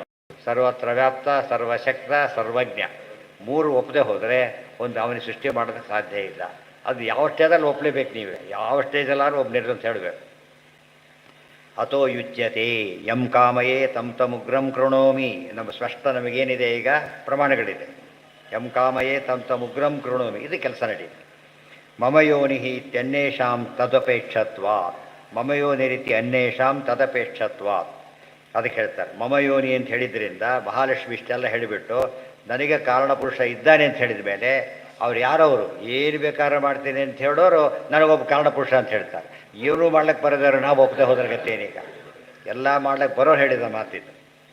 ಸರ್ವಜ್ಞ ಅಥೋ ಯುಜ್ಯತೆ ಯಂ ಕಾಮಯೇ ತಮುಗ್ರಂ ಕೃಣೋಮಿ ಮಮ ಯೋನಿರೀತ್ಯ ಅನ್ಯೇಷಾಂ ತದಪೇಕ್ಷಾತ್ ನಚ ಇಷ್ಟೆಲ್ಲ ನೋಡಿ ಆಚಾರ ನಾಲ್ಕು ಅಷ್ಟೆಲ್ಲ ಬ್ಯಾಕ್ಗ್ರೌಂಡ್ ಇದೆ. ಬೇರೆ ಎಲ್ಲ ಟೀಕಾಗ್ರಂಥ ಎಲ್ಲ ಓದಿದ್ದಕ್ಕೆ ಇಲ್ದೋರಿ ಅರ್ಥನೇ ಆಗಲ್ಲ ನೋಡಿದರೆ, ಆ ಲೆವೆಲಲ್ಲೇ ಮಾತಾಡೋದು ಅವರು. ನಚ ಅನ್ಯಾಪೇಕ್ಷೋಸೌ, ದೇವರಿಗೆ ಇನ್ನೊಬ್ಬರು ಹೆಲ್ಪ್ ಬೇಕಿಲ್ಲ. ಯಾಕೆ ಸ್ವರಾಟ್ ಅದಕ್ಕೆ ಉತ್ತರ ಕೊಟ್ಟು, ಸ್ವರಾಟ್ ಆ ಎಂಡ್ ಅದು. ಜನ್ಮಾದ್ಯಸ್ಯ ಯಥೋ ಅನ್ವಯಾದಿತರತಃ ಅಭಿಜ್ಞ ಸ್ವರ, ಅಭಿಜ್ಞ ಸ್ವರಾಟ್, ಅಭಿಜ್ಞ ಅಂದರೆ ಸರ್ವಜ್ಞ. ಸ್ವರಾಟ್ ಅವನು ಇನ್ನೊಬ್ಬರು ಬೇಕಂದ್ರೆ ಬೇಕಿಲ್ಲ, ಎಂಡಿದೆ. ಫೌಂಡೇಶನ್ ಬೇಕು ಅಂತೀರಾ ನೀವು? ಇಲ್ಲ, ಇದ್ದಾರೆ ಸೆಲ್ಫ್ ಸಫಿಷಿಯೆಂಟ್. ನಚ ಅನ್ಯಾಪೇಕ್ಷೋ, ಅದಕ್ಕೆ ತದನನ್ಯತ್ವಂ ಆರಂಭಣ ಶಬ್ದಾದಿಭ್ಯ ಸೂತ್ರ. ಸ್ವರಾಟ್ ಕುತಃ ತೇನೇ ಬ್ರಹ್ಮ ಯ ಆದಿಕವೈ, ಆತ ಜ್ಞಾನಿ ಅಂತ ಹೇಗೆ ಹೇಳ್ತೀರಿ, ಸ್ವರಾಟ್ ಅಂತ ಹೇಗೆ ಹೇಳ್ತೀರಿ ಅಂದರೆ, ಆತ ಏನು ಮಾಡ್ದ, ಬ್ರಹ್ಮದೇವನ ಹುಟ್ಟಿಸ್ಬಿಟ್ಟು ಅವ್ರಿಗೆ ಉಪದೇಶವನ್ನು ಮಾಡ್ದ. ತಾನು ಸೃಷ್ಟಿ ಮಾಡೋ ಶಕ್ತಿನೂ ಇದೆ, ಉಪದೇಶ ಮಾಡೋ ಜ್ಞಾನವೂ ಇದೆ. ಆದ್ದರಿಂದ ಅದು ನಮ್ಮ ಎಲ್ಲ ನಮ್ದು ಏನು ಪ್ರಶ್ನೆ ಇದೆಯೋ ಆಗಮ ಒಪ್ಪಿದ ಮೇಲೆ ಎಲ್ಲ ಆನ್ಸರ್ ಒಂದೊಂದೇ ಬರಲಿಕ್ಕೆ ಶುರುವಾಗಿದೆ. ಹಾಂ, ಅಲ್ಲ, ಬ್ರಹ್ಮ ಅಂತ ದೀರ್ಘ ಬಂದರೆ ಅದು ಬ್ರಹ್ಮದೇವರು ಅಂತ ಅಲ್ಲ, ಗೊತ್ತಾಯ್ತಾ? ಎಲ್ಲಿ ಬ್ರಹ್ಮ ಬಿಡಿಸ್ಬೇಕಾದ್ರೆ ಜಾಗ ಬಿಡಿಸಿ ಹೃದ ಬ್ರಹ್ಮದೇವ ಪರಮಾತ್ಮ, ಬ್ರಹ್ಮ ಪರಮಾತ್ಮ ತೇನೇ ಬ್ರಹ್ಮ, ಅಲ್ಲಿ ಮುಗೀತು. ಪರಮಾತ್ಮ ಮಾಡದ ಆದಿಕವಯೇ, ಆದಿಕವಿ ಮೊದಲ ಜ್ಞಾನಿ ಅಂದರೆ ಯಾರೀಗ? ಬ್ರಹ್ಮದೇವರು. ಅದು ಮಾಡಿದ್ರೆ ಸರ್ವಜ್ಞ ಪರಮಾತ್ಮ ಇದ್ದಾನೆ. ತಿಳ್ಕೊಂಡ ಮೊದಲ ಜ್ಞಾನಿ, ತಿಳಿಸಿದ ಮೊದಲ ಜ್ಞಾನಿ ಪರಮಾತ್ಮನೇ. ಕಟ್ ಮಾಡಬೇಕು. ಆದಿಕವಯೇ ಸಹಿ ವಿಶ್ವಜಾತಾನಿ ಪರಿತಾ ಬಹೂವ ನಾಣ್ಯ. ಆ ಜಾತಾತ ಎರಡಿದ್ದಾರೆ. ಈಗ ಸೃಷ್ಟಿ ಮಾಡಿದವನು ಸರ್ವೋತ್ತಮನಾದರೆ ಜಾತಾನಿ ಹುಟ್ಟಿದವರಲ್ಲಿ ನಂಬರ್ 1 ಯಾರು? ಬ್ರಹ್ಮದೇವರು. ಅದಕ್ಕೆ ಆದಿಕವಿ, ಮೊದಲ ಜ್ಞಾನಿ, ಮೊದಲ ಹುಟ್ಟೋರು. ಆದ್ಯ ಅಂತವ್ರ ಹೆಸರು. ಬ್ರಹ್ಮದೇವರಿಗೆ ಏನಂತ ಹೆಸರಿದೆ? ಆದ್ಯ. ಇನ್ನು ಹೊಸ ಅರ್ಥ ಬರುತ್ತೆ ಈಗ. ಜನ್ಮ ಆದ್ಯಸ್ಯ ಯತಃ, ಜನ್ಮಾದಿ ಅಶ್ಯಯತ ಒಂದಾರೆ, ಜನ್ಮ ಆದ್ಯಸ್ಯ. ಆದ್ಯ ಅಂದರೆ ಯಾರು? ಆದ್ಯ ಅಂತ ಬ್ರಹ್ಮದೇವರಿಗೆ ಎಲ್ಲಿ ಹೇಳಿದ್ದಾರೆ? ಯಶ್ಯ ಆದ್ಯೋಪಿ ಉಗ್ರ ಯಶ್ಯ ಆತ್ಮಜಾಗ್ರ ಆತ್ಮಜಾಹ, ಎಲ್ಲಿದು? ದ್ವಾದಶ ಸ್ತೋತ್ರ. ಆದ್ಯ ಅವರ ಅಗ್ರಜ, ಅವರ ಆದ್ಯರು, ಮೊದಲು ಹುಟ್ಟಿದವರವರಿಂದ ರುದ್ರದೇವರು. ವಿಶ್ವಜಾತಾನಿ ಪರಿತಾ ಬಹೂವ ನಾಣ್ಯ, ಅವ್ರ ಮೇಲೆ ಯಾರೂ ಇಲ್ಲ. ಜೀವೋತ್ತಮರು ಸರ್ವೋತ್ತಮ. ಹೃದ ಅಲ್ಲ, ಅದು ಹೇಳಿದ ಮೆಕ್ಯಾನಿಕಲಿ ಅಂತ ಯಾಕೆ ಹೇಳಬಾರ್ದು ಅಂದರೆ, ಹೃದ ಮನಃಪೂರ್ವಕ ಹೇಳಿದ. ಹೃದಯಪೂರ್ವಕ ಮಾತಾಡೋದು ಅಂತ ಹೇಳೋದಿಲ್ಲ, ವಿತ್ ಆಲ್ ಇಂಟೆನ್ಷನ್ ಹೇಳಿದ. ಚೇತನ ಆಗಬೇಕು. ಜಡ ಪದಾರ್ಥಕ್ಕೇನಿಲ್ಲ, ಹೃತ್ತಿಲ್ಲ, ಅದಕ್ಕೆ ಮನಸ್ಸಿಲ್ಲ. ಅದರಿಂದಾಗಿನೇ ಹೃದ ಸ್ನೇಹ ಸುಹೃತ್ ಅಂತ ಹೇಳ್ಬೇಕಾರೆ ಹೃತ್ತಿ ಸ್ನೇಹ ಅಂತ ಅರ್ಥ ಇದೆಯೋ ಇಲ್ವೋ ಅದನ್ನು ಹೇಳಿದರು. ಬ್ರಹ್ಮಾಣಂ ಇತಿ ಯೋ ಬ್ರಹ್ಮಾಣಂ ವಿದಧಾತಿ ಪೂರ್ವಂ, ಶ್ರುತಿ ಅದು. ಯೋ ಬ್ರಹ್ಮಾಣಂ, ಅದೇ ಶ್ರುತ್ಯರ್ಥ, ವೇದಾರ್ಥ ಪರಿಬೃಂಹಿತ. ಯೋ ಬ್ರಹ್ಮಾಣಂ ವಿದಧಾತಿ ಪೂರ್ವಂ, ಯಾರು ಪರಮಾತ್ಮ ಯಾವ ಬ್ರಹ್ಮದೇವನ ಮೊದಲು ಹುಟ್ಟಿಸ್ತಾನೋ, ಮತ್ತು ವೇದಾಂಶ್ಚಾಸ್ಮೈ ಪ್ರಹಿಣೋತಿ, ಅವರು ವೇದಗಳ ಉಪದೇಶವನ್ನು ಮಾಡ್ತಾನೋ ಅಂತ ವರ್ಣನೆ ಮಾಡಿಬಿಟ್ಟಿದ್ದಾರೆ. ಇತೀಚ ಪ್ರಕಾಶಂ ಬುದ್ಧಿ ಪ್ರಕಾಶಂ ನ ಚ ಪ್ರಸಾದಂ ವಿನಾ ಜ್ಞಾತುಂ ಶಕ್ಯ ಸ್ವಾತ್ಮತ ಏವ ಹಿ ತಸ್ಯ ಬುದ್ಧಿ ಪ್ರಕಾಶ. ಬ್ರಹ್ಮದೇವರಿಗೆ ಕೂಡ ಬುದ್ಧಿ ಪ್ರಕಾಶ ಯಾರಿಂದಾಯಿತು? ಪರಮಾತ್ಮನಿಂದ. ಯಸ್ಮಾತ್ ಬ್ರಹ್ಮೇಂದ್ರ ರುದ್ರಾದಿ ದೇವತಾನಾಂ ಶ್ರೇಯೋಪಿ ಚ ಜ್ಞಾನಸ್ಫೂರ್ತಿ ಸದಾ ತಸ್ಮೈ ಹರಯೇ ಗುರವೇ ನಮಃ. ವಿನಾ ಜ್ಞಾತುಂ ಶಕ್ಯ ಮುಹ್ಯಂತಿ ಯಂ ಸೂರಯಃ. ಆದರೆ ಪರಮಾತ್ಮ ಬಿಡಿ ಅವನು ತಿಳ್ಕೊಂಡ್ಬಿಟ್ಟು ಏನಾದ್ರು ಮುಂದೆ ಯೋಚನೆ ಮಾಡೋಣ ಅಂದರೆ ಅವ್ನು ಪೂರ್ತಿ ಇರೋದಕ್ಕೆ ಯಾರಿಗೂ ಸಾಧ್ಯ ಇಲ್ಲ. ಪರಮಾತ್ಮನ ತಿಳಿಯೋದಕ್ಕೆ, ಪೂರ್ತಿ ತಿಳಿಯೋದಕ್ಕೆ ಯಾರಿಗೂ ಸಾಧ್ಯ ಇಲ್ಲ. ಸಾಗರಗಳನ್ನು ಕೊನೆಗೆ ಏನು ಮಾಡೋದು? ಕೊನೆ ಪಕ್ಷ ಇಲ್ಲಿಂದ ಅಲ್ಲಿಗೆ ಒಂದು ಹೆಣ್ಣು ನೋಡೋದು, ಇಲ್ಲಿಂದ ಇಲ್ಲೇ ನೋಡೋಕ್ಕೆ ಬರದೆ ಹೋದರೂ ಕೂಡ ಹೋಗ್ತಾ ಹೋಗ್ತಾ ಒಂದು ತೀರ ಸಿಗುತ್ತೆ, ಅದು ಆಕಾಶಕ್ಕೆ ಸಿಗೋದಿಲ್ಲ. ಅದಕ್ಕೆ ಮುಹ್ಯಂತಿ ಯಂ ಸೂರಯ. ಅಲ್ಲಿ ನಮಗೂ ಅಜ್ಞಾನ ಅಲ್ಲ, ನಮಗೆ ಅಜ್ಞಾನ ಎಲ್ಲ ಕಡೆ ಇದೆ. ಸೂರಯ ಜ್ಞಾನಿಗಳೂ ಮೋಹಕ್ಕೊಳಗಾಗ್ತಾರೆ, ಜ್ಞಾನಿಗಳೂ ಮೋಹಕ್ಕೊಳಗಾಗ್ತಾರೆ ಅಂತ ಹೇಳಿದ್ದರಿಂದ ಫೈನಲ್ ದೇವರು ಮೋಹಕ್ಕೆ ಒಳಗಾಗುತ್ತಾರೆ, ಮೋಹಕ್ಕೆ ಒಳಗಾಗುವರು. ದೈವಿಕೇಶ ಗುಣಮಯಿ ಮಮ ಮಾಯಾ ದುರತ್ಯಯ, ಅದು ಪ್ರವರ್ತತೆ. ದೇವ್ರನ್ನ ಅರ್ಥ ಮಾಡ್ಕೊಳ್ಳೋಕ್ಕೂ ಸಾಧ್ಯ ಇಲ್ಲ. ದೇವರೆಷ್ಟು ಇನ್ನೊಬ್ಬ ದೇವರು ಬರಲಿ ನಾವೇ ದೇವರಾಗೋಣ ಅಂದರೆ ಯಾವ್ದು ಅರ್ಥ ಮಾಡ್ಕೊಳ್ಳೋಕ್ಕೆ ಸಾಧ್ಯ ಇಲ್ಲ. ಅದನ್ನು ನಾವು ಮಾಡೋದೇನು ಬಂತು, ಆಗೋದೇನು ಬಂತು? ಅರ್ಥ ಆದರೆ ಏನು ಮಾಡ್ಬೋದು ನಾವೀಗ ಅಂತ ಇನ್ನೂ ವಸ್ತು ಮಾಡಿ ಇಟ್ಬಿಡ್ಬೋದು. ಈಗ ಐ ನೋ ಇಟ್ ಅಂತೆ, ಅದೇ ಅರ್ಥ ಆಗದೆ ಏನು ಮಾಡ್ತಾನಾಗ? ಇಲ್ಲ, ಅದು ದೊಡ್ಡದಂತ ಒಪ್ಪಲೇಬೇಕಾಗ. ನನಗೆ ಮಾಡ್ಲಿಕ್ಕೆ ಬರೋದಿಲ್ಲ, ಅಷ್ಟು ಒಪ್ಕೋಬೇಕು. ಯಾರೂ ಮಾಡಿಲ್ಲ ಅನ್ನೋದಿಲ್ಲ, ನನಗೆ ಮಾಡ್ಲಿಕ್ಕೆ ಬರೋದಿಲ್ಲ ಅಂತ ಹೇಳಲೇಬೇಕಾಗತ್ತೆ. ಕಿಂತು ಮೃಷಾಮೃಥೈವ. ಈ ಒಂದು ಪ್ರಶ್ನೆ ಬಂತು. ಪ್ರತಿಯೊಂದು ಲಿಂಕ್ ಹೇಗಿದೆ ಆಚಾರ್ಯ ಎಷ್ಟು ಸ್ಮಾಲ್ ಸೆಂಟೆನ್ಸ್ ನೋಡಿ. ಜ್ಞಾತುಂ ಇಷ್ಟೇ, ವಿನಾ ಪ್ರಸಾದಂ ವಿನಾ ಜ್ಞಾತುಂ ನ ಶಕ್ಯ, ತಸ್ಯೈಷಾತ್ವ ವಿರುಣತೆ ತನುಂ ಸ್ವ, ಎಲ್ಲ ಉಪನಿಷತ್ತಿನ ಮಾತುಗಳು. ನಚ ಅತೃಪ್ತ ಪ್ರವರ್ತತೆ. ಮತ್ತೊಂದು ಪ್ರಶ್ನೆ ಇಮಿಡಿಯೇಟಾಗಿ, ಪಾಪ ಇಷ್ಟೆಲ್ಲ ಇರೋ ದೇವರಿಗೆ ಏನು ಬೇಕಾಗಿತ್ತು ಇದೆಲ್ಲ ಮಾಡಲಿಕ್ಕೆ ಗ್ರಹಚಾರ ಅಂತ ಕೇಳಿದರೆ ದೇವರಿಗೆ ಅತೃಪ್ತಿ ಇಲ್ಲ. ನಚ ಅತೃಪ್ತ ಪ್ರವರ್ತತೆ. ಬ್ರಹ್ಮಸೂತ್ರ ಪ್ರಯೋಜನವತ್ತು. ಇಡೀ ಮೊದಲನೇ ಶ್ಲೋಕ ಪೂರ್ತಿ ಬ್ರಹ್ಮಸೂತ್ರದ ಅರ್ಥನೇ. ಸೂತ್ರಾರ್ಥ ಪರಿಬ್ರಹ್ಮಿತ ಹಾಗಿದೆ. ಅರ್ಥೋಯಂ ಬ್ರಹ್ಮಸೂತ್ರಾಣ ನಚ ಅತೃಪ್ತ ಪ್ರವರ್ತತೆ. ಇವತ್ತು ಭಾರಿ ಶ್ರೀಮಂತ, ಭಾರಿ ಅವನು ಒಂದು ಕೆಲಸ ಮಾಡ್ತಾನೆ, ಅವನಿಗೆ ಆ್ಯಕ್ಚುಲಿ ಬೇಕಿಲ್ಲ ಈಗ, ಆದರೆ ಅಷ್ಟು ಜನ ಡಿಪೆಂಡೆನ್ಸ್ ಇದ್ದಾರೆ. ಫ್ಯಾಕ್ಟ್ರಿ ಕ್ಲೋಸ್ ಆಗಿಬಿಟ್ರೆ ಏನಾಗುತ್ತೆ ಈಗ, ಅಷ್ಟು ಜನ ಬೀದಿ ಬಿಡ್ತಾರೆ. ಅದಕ್ಕೋಸ್ಕರ ಮಾಡೋಕ್ಕೆ ಶುರು ಮಾಡ್ತಾರೆ. ಎಷ್ಟು ಲಾಸ್ಟ್ ಬರೋಕ್ಕೆ ಶುರುವಾಗ್ಬೋದು, ಆಗಲೂ ಕೂಡ ಮಾಡ್ತಾರೆ. ಅಷ್ಟು ಜನ ಬೀದಿ ಬಿಡೋದು, ಕೊನೆಯ ಹಂತನೂ ಹೋಗ್ತಾರೆ. ಆ ರೀತಿ ನಮ್ಮ ಲೋಕದಲ್ಲಿ ಏನು ಕಂಡಿದೆ ನಮಗೆ ಇವತ್ತು, ಅಲ್ಲೂ ಒಂದು ಫ್ಯಾಕ್ಟ್ರಿ ಇಷ್ಟೆಲ್ಲ ಇದ್ದರೂ ಕೂಡ ಅವನಿಗೊಂದು ನ್ಯೂನತೆ ಇದೆ. ಏನು ನ್ಯೂನತೆ ಇದೆ? ಆ ತೃಪ್ತಿ ಬರಬೇಕು ಅವನಿಗೆ ಮಾಡಿದ ಮೇಲೆ. ಮಾಡಿದೆ ದೇವರಿಗೆ ಅದೂ ಬೇಕಿಲ್ಲ. ಯಾಕೆ? ನಮಗೆ ಏನೂ ಕೆಲಸ ಮಾಡದೇ ಇರೋರು ಗೊತ್ತು, ದುಡ್ಡು ಕೊಟ್ಟರೆ ಕೆಲಸ ಮಾಡೋರು ಗೊತ್ತು, ಅದು ಸರಿಯಾಗಿ ಕೆಲಸ ಮಾಡೋರು ಇನ್ನೂ ಜಾಸ್ತಿ ಕೊಟ್ಟರೆ ಮಾಡೋರು ಗೊತ್ತು. ಒಂದೊಂದೇ ಏರ್ತಾ ಹೋಗುತ್ತೆ. ಆಮೇಲೆ ಪ್ರಯೋಜನಕ್ಕೋಸ್ಕರ ಸ್ವಲ್ಪ ಪ್ರಯೋಜನ ಇದ್ದು ಯಾರು ಮಾಡೋದು, ಭಾರಿ ಪ್ರಯೋಜನ ಇರಬೇಕು. ಅದು 1000 ಇನ್ವೆಸ್ಟ್ ಮಾಡಿ ಕನಿಷ್ಠ 2000 ಬರಬೇಕು. 1001 ರೂಪಾಯಿ ಬಂದು ಯಾರು ಮಾಡಲ್ಲ, 1000 ರೂಪಾಯಿ ಅಂತೂ ಮಾಡೋದೇ ಇಲ್ಲ. ಹಾಗಾಗುತ್ತೆ, ಎಲ್ಲ ಹೆಕ್ತಾ ಹೋಗ್ತೀವಿ. ಎಷ್ಟು ಕೊಟ್ಟು ಕೊನೆಗೆ ಏನು ಮಾಡ್ತಾನೆ, ಬರೀ ದುಡ್ಡು ಕೊಡಿ ಕೆಲಸನೇ ಬೇಡ ಅಂತಾನೆ. ಇದೆಲ್ಲ ನಡೆದು ಹೋಗುತ್ತೆ. ಅಲ್ಲಿ ದೇವರು ಎಂಥವ್ರು ಅಂತ ಕೇಳಿದ್ರೆ ಎಲ್ಲ ಮಾಡಕ್ಕೆ ಬಂದು ಎಲ್ಲವನ್ನೂ ಮಾಡಿ ಏನನ್ನು ಬಯಸೇ ಮಾಡ್ತಾನೆ. ಅವನಿಗೆ ಅದರಿಂದ ಏನೇನೂ ಆಗಬೇಕಾಗಿಲ್ಲ. ಅಡುಗೆಯವನು ಕೊನೆ ಪಕ್ಷ ಊಟ ಮಾಡ್ತಾನೆ, ಅಡುಗೆ ಮಾಡಿದವನು ತಾನು ಊಟ ಮಾಡ್ತಾನೆ. ಅದಕ್ಕೆ ನಾವು ಚಾರ್ಜ್ ಮಾಡೋಕ್ಕಾಗಲ್ಲ. ಯಾಕೆ? ಅವ್ನು ಮಾಡಿದ ರೈಟರು ಇಲ್ಲ. ಇದು ಸ್ವಲ್ಪ ಯೋಚನೆ ಮಾಡಿದರೆ ದೇವರು ಏನನ್ನೂ ತೊಗೊಳ್ಳೋದಿಲ್ಲ, ಆಸ್ತಿ ಏನೂ ಇಲ್ಲ. ಅಲ್ರಿ ನಾವೆಲ್ಲ ಕಂಡೇ ಇಲ್ಲ ಅಂದರೆ ಅದಕ್ಕೆ ನಾವು ದೇವರಲ್ಲ ಅಂತ ಅರ್ಥ.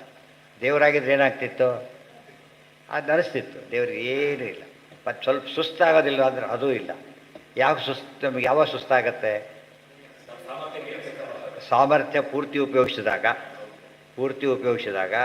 ಅಥವಾ ಪೂರ್ತಿ ಉಪಯೋಗಿಸಿದ ಆಗದೆ ಹೋದಾಗ ಶ್ರಮ ಆಗುತ್ತೆ. ಅದು ತುಂಬ ಚಿಕ್ಕ ಪುಸ್ತಕ ಇದು ಇಲ್ಲಿಟ್ಬಿಟ್ಟ, ಎಷ್ಟು ದುಡ್ಡು ಕೊಡ್ತೀರಿ ಅಂದರೆ ಹೀಗೆ ಮಾಡಿದ ಒಬ್ಬನು ಬಸ್ಸಲ್ಲಿ ಇಳಿದ ತಕ್ಷಣ ಅವನು ಏನು ಮಾಡ್ದ, ಇದು ಬ್ಯಾಗ್ ಇಸ್ಕೊಂಡ, ಬೇಡ ಅಂತ ಅಲ್ಲಿಟ್ಟ, ದುಡ್ಡು ಕೊಡಿ ಅಂತ. ಯಾಕೆ? ಇಷ್ಟು ತೊಗೊಂಡಿಟ್ಟಲ್ಲ ನಾನೀಗ, ಇನ್ನೊಬ್ಬರು ಕೊಡ್ಬೇಕು ಸರ್ ಅಂತ ಅವ್ರು ಗೊತ್ತಾದವನಿಗೆ, ಅವನ ಜೊತೆ ಕೊಡ್ಬೇಕು ಸರ್ ಅಂತ ಏನು ಮಾಡ್ತೀವಿ? ಅದು ಮೀನಿಂಗ್ಲೆಸ್ ಅದು. ಬಟ್ ಅವ್ರು ಏನು ಮಾಡೋಂಗಿಲ್ಲ, ಅವ್ರದೇ ಗುಂಪು. ಇಲ್ಲಿ ಏನೂ ಇಲ್ಲ ದೇವರಿಗೆ. ಆಗ ದೇವರಲ್ಲಿ ಏನು ಬರುತ್ತೆ ನಮಗಾಗ? ಆಗ ಭಕ್ತಿ ಬರುತ್ತೆ. ನಾವು ಸರಿಯಾದ ಕೆಲಸ ಮಾಡಿಕೊಟ್ಟಾಗಲೇ ಗೌರವ ಬಂದುಬಿಡೋದು. ಸರಿಯಾದ ಅದೇನು ದುಡ್ಡು ಕಡಿಮೆ ಏನೂ ಇಲ್ಲ, ಸರಿಯಾಗಿ ತೊಗೊಂಡ್ರು ಕೂಡ ನಿಮಗೆ ಗೌರವ ಬರೋದು. ಮೋಸ ಮಾಡಿಲ್ಲ, ಕೆಲಸ ಆಯಿತು, ಏನೂ ಮೋಸ ಮಾಡಿಲ್ಲ. ಮತ್ತೆ ಹೇಳೋದಿಲ್ಲ. ಮತ್ತೆ ಯಾಕೆ ಕಾಸ್ಟ್ಲಿ ಯಾರು ಕರೆಸ್ತಾರೆ? ಯಾಕೆ ಗೊತ್ತಾ? ಕೆಲವು ಕಾಸ್ಟ್ಲಿ ಅಂತ ಗೊತ್ತು ನಮಗೆ, ಸ್ಟಿಲ್ ಏನಿದೆ, ಮೋಸ ಇಲ್ಲ.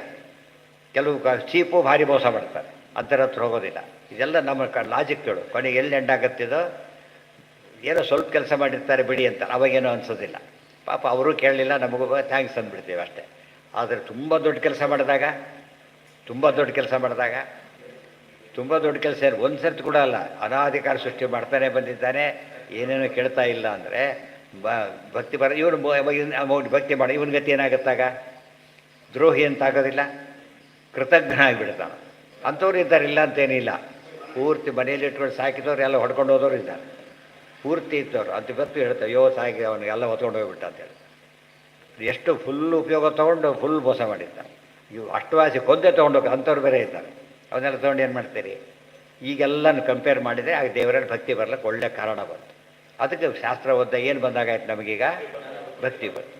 ಯಜಮಾನಿಗೆ ಥ್ಯಾಂಕ್ಸ್ ಹೇಳೋಕ್ಕೆ ಹೋಗ್ತಾನೆ, ತುಂಬ ಜನ ಸೇರಿಬಿಟ್ಟಿದ್ದಾರೆ, ಆಗ್ತಾಯಿಲ್ಲ, ಅರ್ಜೆಂಟ್ ಹೋಗಬೇಕಾಗಿದೆ. ಕೊನೆಗೇನು ಹೇಳ್ತಾನೆ, ಇಲ್ಲ ಕೈಬೋದು, ಒಳ್ಳೆಯದು, ಹೊರಟು ಹೋಗ್ಬಿಡ್ತಾನೆ. ಯಾಕೆ ಅಂದರೆ ಅವ್ನ ಕೃತಜ್ಞತೆ ಇದೆ. ಈಗ ಹೇಳೋದು ಸಾಧ್ಯ ಇದ್ದ ಹೇಳ್ತಾನೆ. ಇದು ಮಿನಿಮಮ್ ಪ್ರಿನ್ಸಿಪಲ್. ಆ ಅರ್ಥದಲ್ಲಿ ನಾವು ದೇವರಿಗೆ ಕೃತಜ್ಞರಾಗಿರಲೇಬೇಕು. ಅದಕ್ಕೆ ಭಕ್ತಿ ಅಂತ ಕರೆಯೋದು. ಕಿಂ ವೃಷಾತ್ ಅಥವಾ ವೃಷಾ ಅಂತ ಕರೆದ್ರು. ಈ ಮಾತನ್ನು ನಾವು ಅದ್ವೈತಗಳೇನು ಮಾಡಿಕೊಂಡ್ರು? ಸುಳ್ಳು ಜಗತ್ತು ಸೃಷ್ಟಿ ಅಂದರು. ಸುಳ್ಳು ಮಾಡೋದಕ್ಕೆ ಇಷ್ಟೆಲ್ಲ ಕಷ್ಟಪಡಬೇಕಾ? ಎಲ್ಲ ಮೀನಿಂಗ್ಲೆಸ್ ಆಗ್ತದೆ. ವೃಷ ಮತ್ತು ವೃಷ ಅಂತ ಪದ ಇದೆಯಲ್ಲ, ಅದಕ್ಕೆ ಹೇಳ್ತಾರೆ ವೃಥ, ವ್ಯರ್ಥ. ಅವನಿಗೆ ದೇವರಿಗೆ ಏನು ಬೇಕಿಲ್ಲ. ಇದು ಭಾರಿ ದೊಡ್ಡ ವಿಷಯ ಅಲ್ಲ. ಅದಾದರೂ ಸುಳ್ಳಾಗುತ್ತಲ್ಲ ಅಂದರೆ ಇಲ್ಲ. ಭಿತ್ವಾ ಮೃಷಾಶ್ರುಹು ಇತಿವತ್ತು ಭಾಗವತ ಹೇಳ್ತಿದ್ದಾರೆ. ಭಾಗವತದ ವಾಕ್ಯನೇ ಕೊಟ್ಬಿಡ್ತಾರೆ. ಕೃಷ್ಣ ಮೃಷಾಶ್ರುಹು, ಸುಮ್ಮನೆ ಕಣ್ಣೀರು ಸುರಿಸ್ತಾ ಇದ್ದಾರೆ, ನೀರೇ ಇಲ್ಲ, ದುಃಖನೇ ಇಲ್ಲ, ಸುಮ್ಮನೆ ಕಣ್ಣೀರು. ನಾಟಕದಲ್ಲಿ ಅಳ್ತಾರೆ ಗಿಡ್ತಾರೆ, ಏನಿಲ್ಲ, ಗೊತ್ತಾಯ್ತಾ? ಅದು ಶಾರ್ಟ್ ಚೆನ್ನಾಗಿ ಖುಷಿಯಿಂದ ಹೊರಟ್ಬಿಡ್ತಾರೆ, ಓಕೆ ಅಂತಷ್ಟೇ ಹೊರಟ್ಬಿಡ್ತಾರೆ. ನಾಟಕ ಅದು ವೃಷ ಹತ್ತಿದ್ದೆಲ್ಲ ಏನದು? ನಾಟಕ ಅಂದರೆ ಅತ್ಯಂತ ಸುಳ್ಳಲ್ಲ. ಬಟ್ ಅಳಬೇಕಾದ್ರೆ ಹಿಂದೇನಿತ್ತು ಆ ದುಃಖ ಅವನಲ್ಲಿಲ್ಲ. ದುಃಖ ಇಲ್ಲದೆ ಅಳೋದಕ್ಕೆ ಬರುತ್ತೆ ಅಂತ ಎಲ್ಲಿ ಗೊತ್ತಾಗುತ್ತೆ ನಮಗೆ? ನಾಟಕದಲ್ಲಿ. ಸುಖ ಇಲ್ಲದೇ ಖುಷಿ ಪಡ್ತಾರೆ. ಅವ್ರು ದುಡ್ಡು ಕೊಟ್ಟಿಲ್ಲ ಯಜಮಾನ, ಸಂಕಟ ಪಡ್ತಿದ್ದಾನೆ, ನಗೋ ಸೀನ್ ಮಾಡ್ಬೇಕು, ನಗಬೇಕು ಅವ್ರು, ಇಲ್ಲದವ್ರು ಆ ದುಡ್ಡು ಕೊಡ್ತಿಲ್ಲ. ಆಮೇಲೆ ಒಳಗೆ ದುಃಖ ಇಟ್ಕೊಂಡು ಕೂಡ ನಗುತ್ತಾನೆ, ಒಳಗೆ ಸುಖ ಇಟ್ಕೊಂಡು ಅಳುತ್ತಾನೆ. ಇವೆಲ್ಲ ಏನಿದು? ನಾಟಕ. ನಾಟಕದಲ್ಲಿ ಒಪ್ಪಿದ ಮೇಲೆ ಭಗವಂತ ನಾಟಕ ಮಾಡ್ತಾರೆ ಅಂತ ಹೇಳಿದ್ರು ಸೂತ್ರಧಾರಿ ಪರಮಾತ್ಮ. ದೇರ್ಫೋರ್ ದೇವರು ಅಳೋದು ಎಲ್ಲ ಕೂಡ ಯಾತಕ್ಕೋಸ್ಕರ? ನಾಟಕನೇ ಹೊರತು ಬೇರೆ ಅಲ್ಲ. ಹಾಂ, ಏನು ಮಾಡ್ತೀರಿ? ಏನಿದೆ ಇಲ್ಲಿ ಪುರುಷಾಪದಕ್ಕೆ?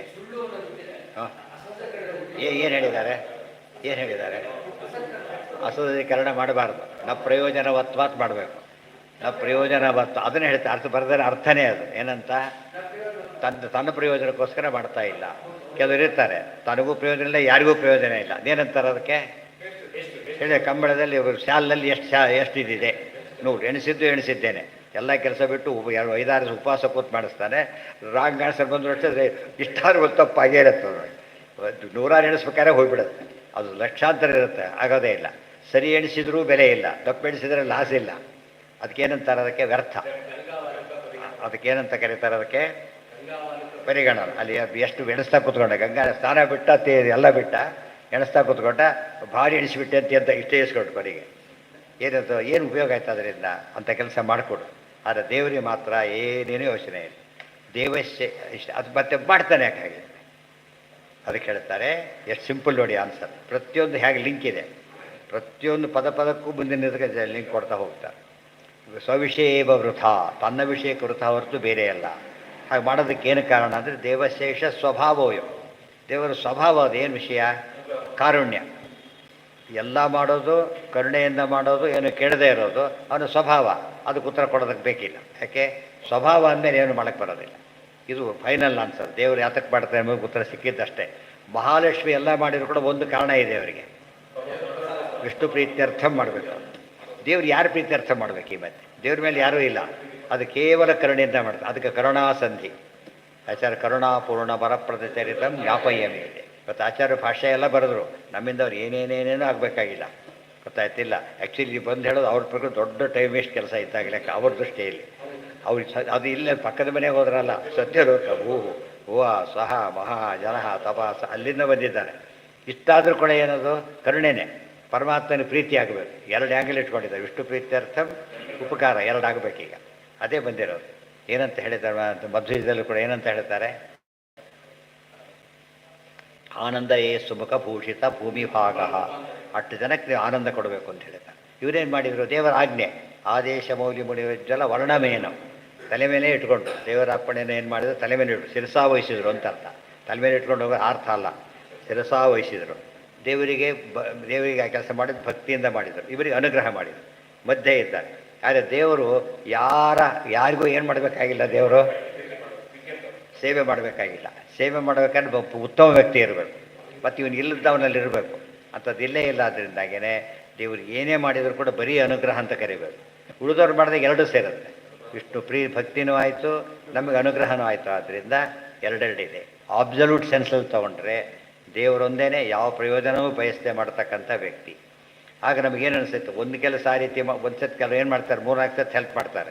ನೆಕ್ಸ್ಟ್ ಟೈಮ್ ಬಂದಾಗ ಸ್ವಲ್ಪ ಕೊಡಿ, ಎಲ್ಲರೂ ಕೊಡಿ ಅಂತಾರೆ. ಯಾಕೆ ಈ ರೀತಿ ಮಾಡ್ತಾರೆ? ನಾವು ಬದುಕೋದೇ ಆಗತ್ತೆ ಕೇಳ್ತಾರೆ. ಇಲ್ಲಿ ಆಚಾರ ದೇವ್ರ ಪ್ರಶ್ನೆ ಆಗಿಲ್ಲ. ಏನಿದ್ದಾನೆ? ಅನಾದಿ ಕಾಲ ಅನಂತ ಕಾಲ ಹೀಗೆ ಮಾಡ್ತಾನೇ ಇದ್ದಾನೆ. ಇದು ಅರ್ಥ ಮಾಡಿಕೊಂಡ್ರೆ ಎಷ್ಟು ಕಾರುಣ್ಯ ಇರಬೇಕು. ಆಗ ಭಕ್ತಿ ಯಾರಲ್ಲಿ ಮಾಡಬೇಕಾಗತ್ತೆ ಜಾಸ್ತಿ? ಈಗ ನೀವು ಬಡಿಸೋಲ್ಲೇ ಜಾಸ್ತಿ ಭಕ್ತಿ ಮಾಡಬೇಕು, ಯಜಮಾನಲ್ಲೇ ಜಾಸ್ತಿ ಭಕ್ತಿ ಮಾಡಬೇಕು. ಬಡಿಸೋಕ್ಕೆ ಅವರೇ ಹೇಳ್ತಾರೆ, ಅಲ್ಲಿ ಹೇಳಿ ನನಗೆ ಯಾಕೆ ಹೇಳ್ತಾರೆ ತಾಗಿಸು ಅಂತ ಹೇಳ್ತಾರೆ. ನಂದೇನೂ ಅಲ್ಲ, ಇದು ಮನೆಯಿಂದ ತಂದು ಮಾಡಿದ್ದಲ್ಲ, ಮನೆ ಒಯ್ದೇ ಹೋದರೆ ಪುಣ್ಯ ಅವನು ಅಷ್ಟೇ ಹೊರತು ಮನೆಯಿಂದ ತಂದಿಲ್ಲ ಅಂತ ಹೇಳ್ತಾರೆ. ಇದೆಲ್ಲ ಅಪ್ಲೈ ಮಾಡ್ಕೋಬೇಕು. ಸ್ವವಿಷಯೇವ ವೃಥ ಜೀವೇಶ್ವರ ಜಡಾನ. ಇಷ್ಟೆಲ್ಲ ಸೃಷ್ಟಿ ಮಾಡಿದ ಅಂತ ಹೇಳಿದರೆ ಎಷ್ಟು ಪ್ರಶ್ನೆಗಳನ್ನು ಉತ್ತರ ಕೊಟ್ಬಿಟ್ರಿ. ಈಗ ಯತ್ರೇತಿ ವಿಶೇಷಣಾತ್ ನಾಣ್ಯತ್ರ ಯತ್ರ ತ್ರಿಸರ್ಗೋ ಮೃಷ. ದೇವರ ದೃಷ್ಟಿಯಿಂದ ಇದು ವ್ಯರ್ಥ, ಪ್ರಯೋಜನ ಇಲ್ಲ. ಆದರೆ ಬೇರೆ ಕಡೆ ಹಾಗಲ್ಲ. ಸ್ವವಿಷಯೇವ ವೃಥ. ಉಳಿದವ್ರ ದೃಷ್ಟಿ ಭಾರಿ ಹೆಲ್ಪ್ ಆಗ್ತಾಯಿತ್ತು. ಅವ್ರಿಗೇನೂ ಉಪಯೋಗ ಆಗಲಿಲ್ಲ. ಡಾಕ್ಟರ್ಸ್ ಎಲ್ಲ ಮಾಡಿದರೆ ಇವ್ರು ರೋಗಿ ಭಾರಿ ಉಪಯೋಗ ಆಯಿತು. ಭವರೋಗಿಗಳು ನಾವು ದೇವರ ಅತ್ಯಂತ ಕರುಣೆಯಿಂದ ಉಪಕಾರ ಮಾಡಿದ್ದಾನೆ.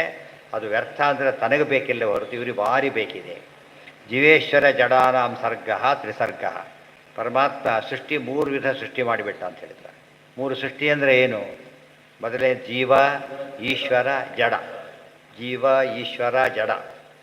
ಜೀವರು ಸೃಷ್ಟಿ ಮಾಡಿದ ಅಂಥೇಳಿದರೆ ಅವರಿಗೆ ದೇಹ ಕೊಟ್ಟ ಅಂತ ಅರ್ಥ. ಜಡ ಸೃಷ್ಟಿ ಮಾಡ್ದ ಅಂದರೆ ಏನರ್ಥ? ಸೃಷ್ಟಿನೇ ಮಾಡ್ದ ಅಂತ ಅರ್ಥ. ಇನ್ನು ಈಶ್ವರ ಸೃಷ್ಟಿ ಅಂದರೆ ಏನು? ಮಧ್ಯೆ ಇದೆ ಈಶ್ವರ ಸೃಷ್ಟಿ ಇದೆ. ಈಶ್ವರ ಸೃಷ್ಟಿ ಅಂದರೆ ಏನು ಅಂತ ಪ್ರಶ್ನೆ ಬಂದರೆ ತಂದೆ ಸೃಷ್ಟಿ ಮಾಡಿಕೊಂಡು ತನ್ನದೇ ಸೃಷ್ಟಿನೇ. ಮಹಾಭಾರತಾತ್ಮರಣೆ ಮೊದಲು ಶುರುವಾಗದೇ ಅದರಿಂದ. ಇತ್ತಂ ವಿಚಿಂತ್ಯ ಪರಮಃ ಸತು ವಾಸುದೇವ ನಾಮಾ ಬಭೂವ ನಿಜ ಮುಕ್ತಿ ಪದಪ್ರದಾತ. ತಂದ ರೂಪಗಳನ್ನೇ ಸೃಷ್ಟಿ. ವಾಸುದೇವಾದಿ 4, ಆತ್ಮಾದಿ 4, ವಿಶ್ವಾದಿ 4 ಎಲ್ಲ ಮಾಡ್ತಾ ಮಾಡ್ತಾ ಹೋಗಿ ಆಮೇಲೆ 10 ದಶಾವತಾರಗಳು, 12 ಕೇಶವಾದಿಗಳು, 24 ಕೇಶವಾದಿಗಳು, ಅಜಾದಿ 51, ನಾರಾಯಣಾದಿ 108, ಆಮೇಲೆ ವಿಶ್ವಾದಿ 1000, ಪರಾದಿ ಅನೇಕ ಮತ್ತು ಅಜಿತಾದಿ ಅನಂತ. ದೇವರ ಸೃಷ್ಟಿ, ದೇವರಷ್ಟು ರೂಪಗಳು ಜಗತ್ತಲ್ಲಿ ಯಾವ ಜೀವನ ಸಂಖ್ಯೆಯಲ್ಲಿಲ್ಲ. ಒಬ್ಬ ಪರಮಾತ್ಮನೇ ಮ್ಯಾಚ್ ಆಗೋದಿಲ್ಲಲ್ಲ. ಅಂತ ಪರಮಾತ್ಮನ ಎಷ್ಟಿದೆ ಅಂತ ಕೇಳಿ ಅನಂತ ರೂಪಗಳು. ಅಲ್ಲ, ತನ್ನ ಸೃಷ್ಟಿ ತಾನು ಮಾಡ್ಕೊಂಡು ಬಿಟ್ಟನಲ್ಲ ಅಂತ ಕೇಳಿದರೆ ಅದರಲ್ಲಿ ಯಾವ ದೋಷವೂ ಇಲ್ಲ, ಅಲ್ಲಿ ಯಾವ ವಿಕಾರವೂ ಬರಲಿಲ್ಲ. ಈ ಸೃಷ್ಟಿಯಾದಾಗ ಏನಾಗುತ್ತೆ? ಈಗ ವಿಕಾರ ಆಗಬೇಕೀಗ. ಉದಾಹರಣೆಗೆ ಇಷ್ಟು ನೀವು ಬೆಲ್ಲ ಹಂಚ್ತಾ ಹೋಗಿಬಿಟ್ರೆ ಬರ್ತಾ ಬರ್ತಾ ಕಡಿಮೆ ಆಗಬೇಕಲ್ಲ ಅದು. ನಿಮ್ಮಲ್ಲಿ 1000 ರೂಪಾಯಿ, ಒಬ್ಬರಿಗೆ 10 ರೂಪಾಯಿ ಕೊಟ್ಟರು ಕೂಡ 1 ರೂಪಾಯಿ ಕೊಟ್ಟರೆ ಯಾವಾಗ ಆಗುತ್ತೆ ಅದು? 1000 ಜನಕ್ಕೆ ಕೊಟ್ಟರೆ ಮುಗಿದೋಗುತ್ತೆ. 1000 ಜನಕ್ಕೆ 1 ರೂಪಾಯಿ ಕೊಟ್ಟರೆ 1000 ರೂಪಾಯಿ ಮುಗಿದೋಯ್ತು ಅಷ್ಟೇ. ಒಬ್ಬರಿಗೆ ಹೆಚ್ಚಾದರೆ ಉಳಿದವ್ರಿಗೆ ಒಂದೊಂದೇ ಬಂದಿತ್ತು. ಕೋಟಿ ಇದ್ದರೂ ಕೋಟಿ ಜನಕ್ಕೆ ಕೊಟ್ಟರೆ ಮುಗಿದೋಯ್ತು. ಅದು ದೇವರು ಹಾಗಿದ್ರೆ ಇಷ್ಟೆಲ್ಲ ಮಾಡಿಕೊಂಡ ಶಕ್ತಿ ಕಡಿಮೆ ಆಯಿತಾ ಅಂತ ಪ್ರಶ್ನೆ. ಹೇಳಿಲ್ಲ. ತುಂಬ ಟ್ಯಾಪ್ಗಳಿದ್ದು ಒಂದೇ ಕನೆಕ್ಷನ್ ಇದ್ದರೆ ನೀಡ್ಬಿಟ್ಟು ಎಲ್ಲೂ ಬರೋದಾಗ ಆಗಿಬಿಡುತ್ತೆ. ಕೊನೆಗೆ 100 ಟ್ಯಾಪ್ ಇಟ್ಟು ಒಂದೇ ಸಪ್ಲೈ ಇದ್ರೆ ಏನಾಗುತ್ತೆ? ಹನಿ ಹನಿ ಪ್ರೀತಿಲಕ್ಕೆ ಶುರುವಾಗುತ್ತೆ. ಆ ರೀತಿ ಆಯ್ತು ಅಂದ್ರೆ ಆಗಲಿಲ್ಲ. ಯಾಕೆ? ದೃಷ್ಟಾಂತ ಕೊಡ್ತಾರೆ. ದೀಪ ಅಂತ ದೀಪಾಂತರವ ಅಂದ್ರೇನೀಗ ಒಂದು ದೀಪ ಹಚ್ಚಿದ, ದೀಪ ಹಚ್ಚಿದ, ಈ ದೀಪ ಶಕ್ತಿ ಕಡಿಮೆ ಆಯಿತಾ? ಇಲ್ಲ. ಇದು ಶಕ್ತಿ ಹೆಚ್ಚಿದೆಯಾ? ಮತ್ತು ಇನ್ನೊಂದು ದೀಪ ಅದು ಹಚ್ಚಿತು. ಎಲ್ಲ ದೀಪಗಳ ಶಕ್ತಿ ಎಷ್ಟಿದೆ ಈಗ? ಕೆಲಸತ್ತೆ ಚಿಕ್ಕ ದೀಪ ದೊಡ್ಡ ದೀಪ ಹಚ್ಚಿದ, ಅದು ಚಿಕ್ಕ ದೊಡ್ಡ ದೀಪ ಹಚ್ಚಿದ, ದೀಪನೇ ಅದು. ದೃಷ್ಟಾಂತ ಒಳ್ಳೆಯ ದೀಪಾಂತರಮ್ಯತ ಸೃಷ್ಟಿ ಮಾಡಿಕೊಂಡಿದ್ದಕ್ಕೆ ಪರಮಾತ್ಮನ ಯಾವ ರೂಪಕ್ಕೆ ಇವತ್ತು 8 ದೀಪ ಹಚ್ಚಿಬಿಟ್ಟ. ಈಗ ಅಗ್ನಿ ಕಡಿಮೆ ಆಗಿರ್ಬೋದು, ಸುಳ್ಳಕ್ಕೂರ ಅಷ್ಟೇ ಸುಡುತ್ತೆ. ಮತ್ತೆ ಇಷ್ಟೆಲ್ಲ ಹಚ್ಚಿದ್ದೇನೆಲ್ಲ ಕಡಿಮೆ ಆಗಬೇಕು ಅಂದರೆ ಕಡಿಮೆ ಆಗಲಿಲ್ಲ. ಅದು ಹೋಗಿ ಅದರ ಶಕ್ತಿ. ಇದು ಹುಟ್ಟಿದ್ದು, ಅದು ಹುಟ್ಟಿಸಿದ್ದಾದ್ರೆ ಇದ್ರ ಶಕ್ತಿ ಕಡಿಮೆ ಹೋದ್ರೆ ಇದು ಅಷ್ಟೇ ಜ್ವರ ಹೊಡಿತಾ ಇದೆ. ಅದೇನು ಶಕ್ತಿ ವ್ಯತ್ಯಾಸ ಏನೇನೂ ಇಲ್ಲ. ಅದು ದೇವರ ಅಷ್ಟು ರೂಪ ತೊಗೊಂಡ್ರು ಕೂಡ ಏನಾಗಲಿಲ್ಲ, ದೇವರಿಗೆ ಶಕ್ತಿ ಕಡಿಮೆ ಆಗಲೇ ಇಲ್ಲ. ಹೆಚ್ಚಾಯ್ತಾ? ಹೆಚ್ಚು ಆಗಲಿಲ್ಲ. ಯಾಕೆ? ಪೂರ್ಣನಾದ್ದರಿಂದ ಹೆಚ್ಚಾಗೋ ಪ್ರಶ್ನೆಯೂ ಇಲ್ಲ, ಕಡಿಮೆ ಪೂರ್ಣನಾಗಿದ್ದಕ್ಕೆ ಕಡಿಮೆ ಆಗೋ ಪ್ರಶ್ನೆಯೂ ಇಲ್ಲ ಅಂಥೇಳಿ. ಅದಕ್ಕೆ ಪೂರ್ಣ ಮುದಚ್ಯತೆ ಅಂಥೇಳಿ. ಇಷ್ಟೆಲ್ಲ ಆದಮೇಲೆ ಸ್ವವಿಷಯ ವೃಥ ಜೀವೇಶ್ವರ ಜಡಾನಾಂ ಸರ್ಗ ತ್ರಿಸರ್ಗ. ಮೊದಲೇ 3 ಎಕ್ಸ್ಪ್ಲೇನ್ ಮಾಡಬೇಕು. ಇಲ್ಲಿ ಹೇಳಬೇಕಾದ್ರೆ ಈಶ್ವರ ಜೀವ ಜಡ ಸರ್ಗ ಅಂತ ಹೇಳಲಿಲ್ಲ, ಜೀವ ಈಶ್ವರ ಜಡ ಸರ್ಗ ಅಂತ ಕರೆದು. ಯಾತಕ್ಕೆ? ಸಮಾಜದಲ್ಲಿ ಏನು ಮಾಡಬೇಕು? ಫಸ್ಟ್ ಯಾವಾಗಲೂ ಕೂಡ ಅಲ್ಪಾಕ್ಷರದ ಮೊದಲು ಹೇಳಬೇಕು. ಅದರಿಂದಾಗಿಯೇ ಜೀವನ ಮೊದಲು ಹೇಳಿಬಿಟ್ಟು ಆಮೇಲೆ ಅದನ್ನು ಹೇಳಿ, ಅದು ವ್ಯಾಕರಣ. ಇನ್ನಷ್ಟು ಹೇಳೋದಾದರೆ ಜೀವನಿಗಿರೋ ಸೃಷ್ಟಿ ಬೇರೆ, ದೇವರ ಸೃಷ್ಟಿ ಬೇರೆ, ಇನ್ನು ಬಿಟ್ವೀನ್ ದೇವರು ಬರ್ತಾನೆ. ಅಂದರೆ ಕೆಲವು ದೃಷ್ಟಿಯಿಂದ ಚೇತನ ಸೃಷ್ಟಿಯಲ್ಲಿ ತಗೊಂಡಾಗ ಈಶ್ವರ ಇದ್ದಾನೆ, ಜಡ ಸೃಷ್ಟಿಯಲ್ಲಿ ತಗೊಂಡಾಗ ಈಶ್ವರ ನಿಯಾಮಕನಾಗಿದ್ದಾನೆ. ಮಧ್ಯೆ ಈಶ್ವರ ಕೂತ್ರೆ ಏನಾಯ್ತು? ಈ ಕಡೆ ಇದ್ದು ಇವರು ಸೃಷ್ಟಿ ಮಾಡ್ತಾರೆ, ಎಡಬಲ ಸೇವಕರಿದ್ದಾರೆ ಅಂತ ತಿಳ್ಕೊಬೇಡ. ಎಡಬಲ ಸೇವಕರಿದ್ದಾಗ ಯಜಮಾನ ದೊಡ್ಡವರು, ಎಡ ಸೇವಕ ಬರ ಸೇವಕ ದೊಡ್ಡವನು. ಯಾರು ದೊಡ್ಡವರು? ಮಧ್ಯದವರೇ ದೊಡ್ಡವರು. ಆಗ ಮಧ್ಯ ಇರೋ ಈಶ್ವರನೇ ದೊಡ್ಡವರು, ಪ್ರಾಧಾನ್ಯ ಕೊಟ್ಟು ಅಲ್ಲಿ ಹೇಳಿದರು. ಅದು ಒಂದು ವ್ಯಾಕರಣ, ಒಂದು ಅದಕ್ಕಿಂತ ದೊಡ್ಡದಾಗಿ ತತ್ವ ಒಂದು. ಸರ್ಗ ತ್ರಿಸರ್ಗ. ತನ್ನ ಸೃಷ್ಟಿ ಹೇಗೆ ಈಶ್ವರ ಸೃಷ್ಟಿ ಅಂದರೆ ಏಕಸ್ಯ ತೇಜಸ್ಸು ಬಹುತ್ವವಾದ ಈಶ್ವರ ಸರ್ಗ.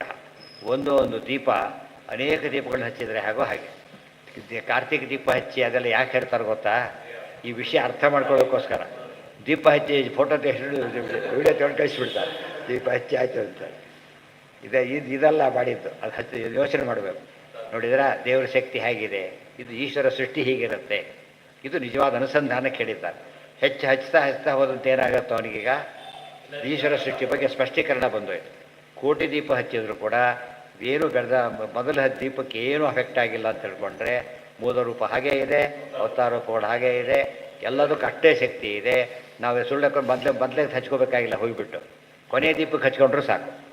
ಆಯ್ತಾ? ಅದಕ್ಕೆ ಸ್ವಲ್ಪ ಯೋಚನೆ ಮಾಡಿ. ಯಾವ ದೇವತೆಗಳ ಮೂಲ ರೂಪ ಪೂಜೆ ಮಾಡಿದರೆ ಅವತಾರ ಇಲ್ಲ, ಅವತಾರದ ಮೂಲ ಇಲ್ಲ.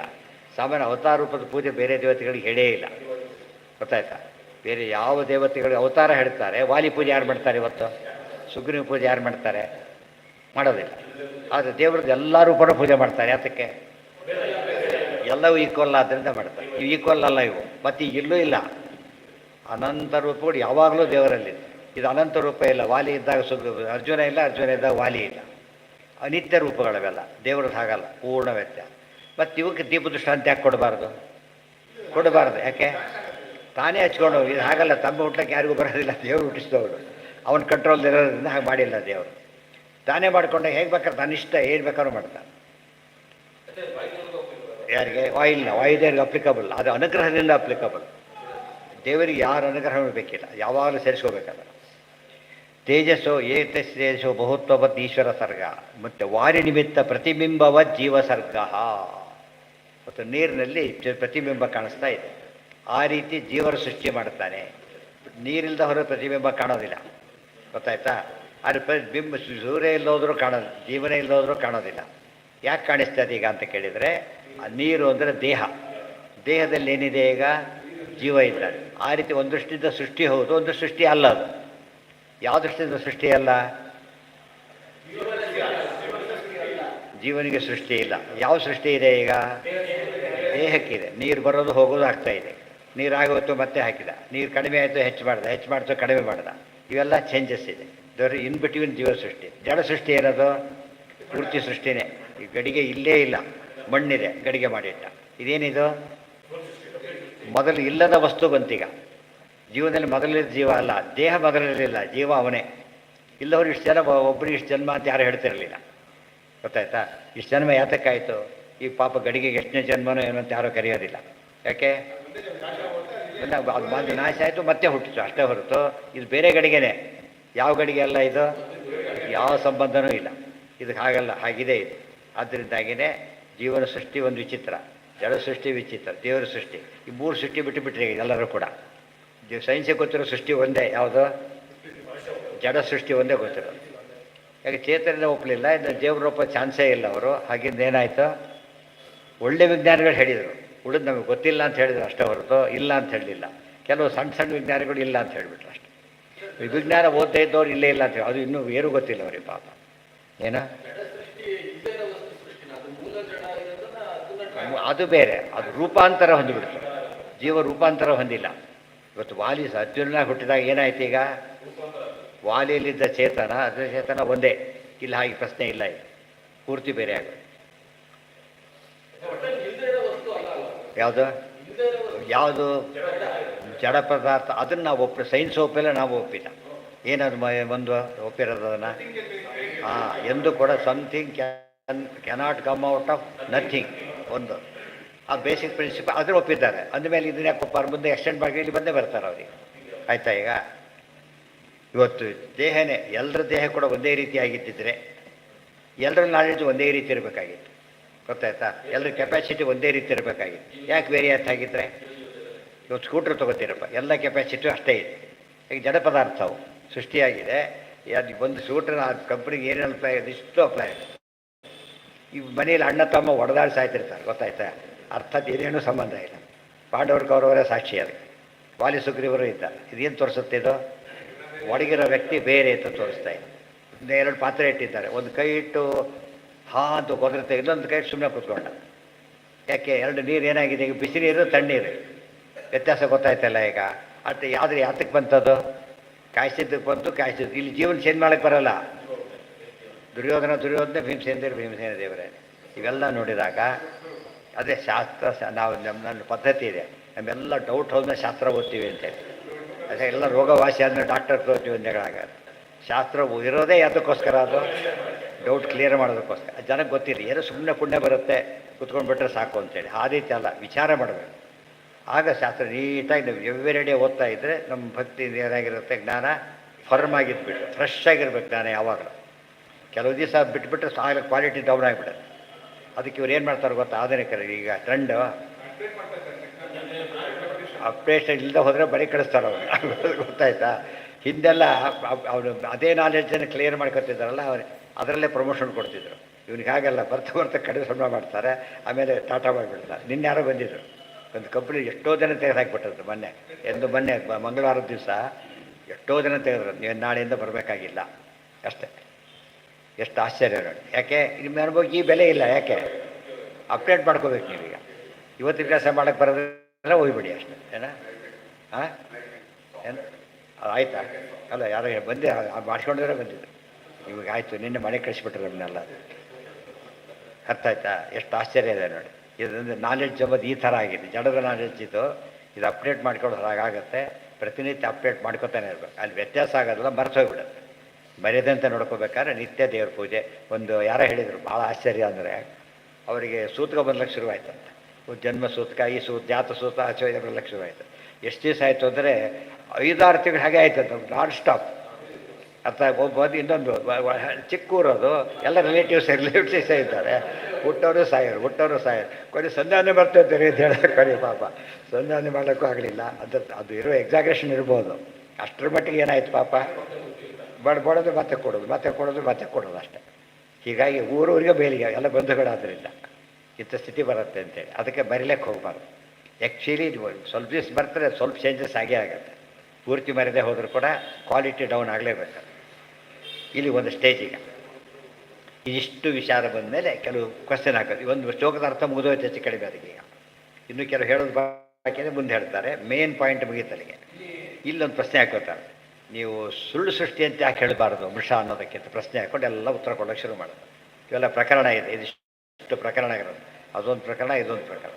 ಏನೋ ಒಂದು ಗ್ರಂಥಕ್ಕೆ ವ್ಯಾಖ್ಯಾನ ಹೇಗೆ ಬರೀಬೇಕು ಅಂತ ನೋಡಿಕೊಂಡ್ರೆ ಆಚಾರ್ಯ ಮಾತು ಶ್ಲೋಕ ಹೇಗೆ ನೀಟಾಗಿ ವ್ಯಾಖ್ಯಾನ ಬಂತಲ್ಲ, ಟೀಕರ್ ಹಾಗೆ ಫಾಲೋ ಮಾಡ್ತಾರೆ. ಆ ಪದ್ಧತಿ ಹಾಗೆ ಫಾಲೋ ಮಾಡೋದ್ರಿಂದ ಟಿಪ್ಪಣಿಕಾರ ಹಾಗೇನೆ, ಟೀಕರ್ ಹಾಗೆ ಬರಿತಾ ಹೋಗ್ತಾರೆ. ಅದಕ್ಕೆ ಅಷ್ಟು ಮಹತ್ವ ಬರುತ್ತೆ. ಅಲ್ಲಿರೋದೇ ಒಂದು ಬರದೇ ಒಂದು ಮಾನ್ಯೋನ್ವಯೋ ಅನ್ಯೋನ್ಯಂ ಮಹೋ ನದೃಶ್ಯತೆ ಆಗಬಾರ್ದು. ಏಕಾಷ್ಟ ಅವರ ಅದೇ ಇದೇನಂತ ಹೇಳಿ ಅರ್ಥೋಯಂ ಬ್ರಹ್ಮಸೂತ್ರಾಣಂ ಹೇಳಿದ್ದಾರೆ. ಯಾವ್ದಾದ್ರು ಬಾಯಲ್ಲಿ ಹೇಳಿದ್ರು, ಯಾರೂ ತೋರಿಸ್ಲಿಲ್ಲ, ಆಚಾರ್ಯ ತೋರಿಸ್ಕೊಟ್ರದು. ಧೀಮಹಿ ಎಂಬುದೇನದು ಗಾಯತ್ರಿ ಬಂತದ ಅರ್ಥ ಆಗಿದೆ. ನಾಡಿದ ಕಟ್ಟಬೇಕು, ಸರಿಯಾಗಿ ಓದ್ಕೊಂಬರ್ಬೇಕು. ಇಷ್ಟೊತ್ತು ಹೇಳಿದ್ದು ಅದೇ ತಾನೇ, ಓದ್ಕೊಂಬಂದ್ರೆ ಜ್ಞಾಪಕ ಇರೋದು. ಎಲ್ಲಿದೆ ನೆಕ್ಸ್ಟ್ ಇದೆ ಮತ್ತು ಭಾಷೆನೇ ಓದೋಣ, ಆಮೇಲೆ ಸುಧಾ ಅಥವಾ ಭಾಷೆ ಕೊನೆಗೆ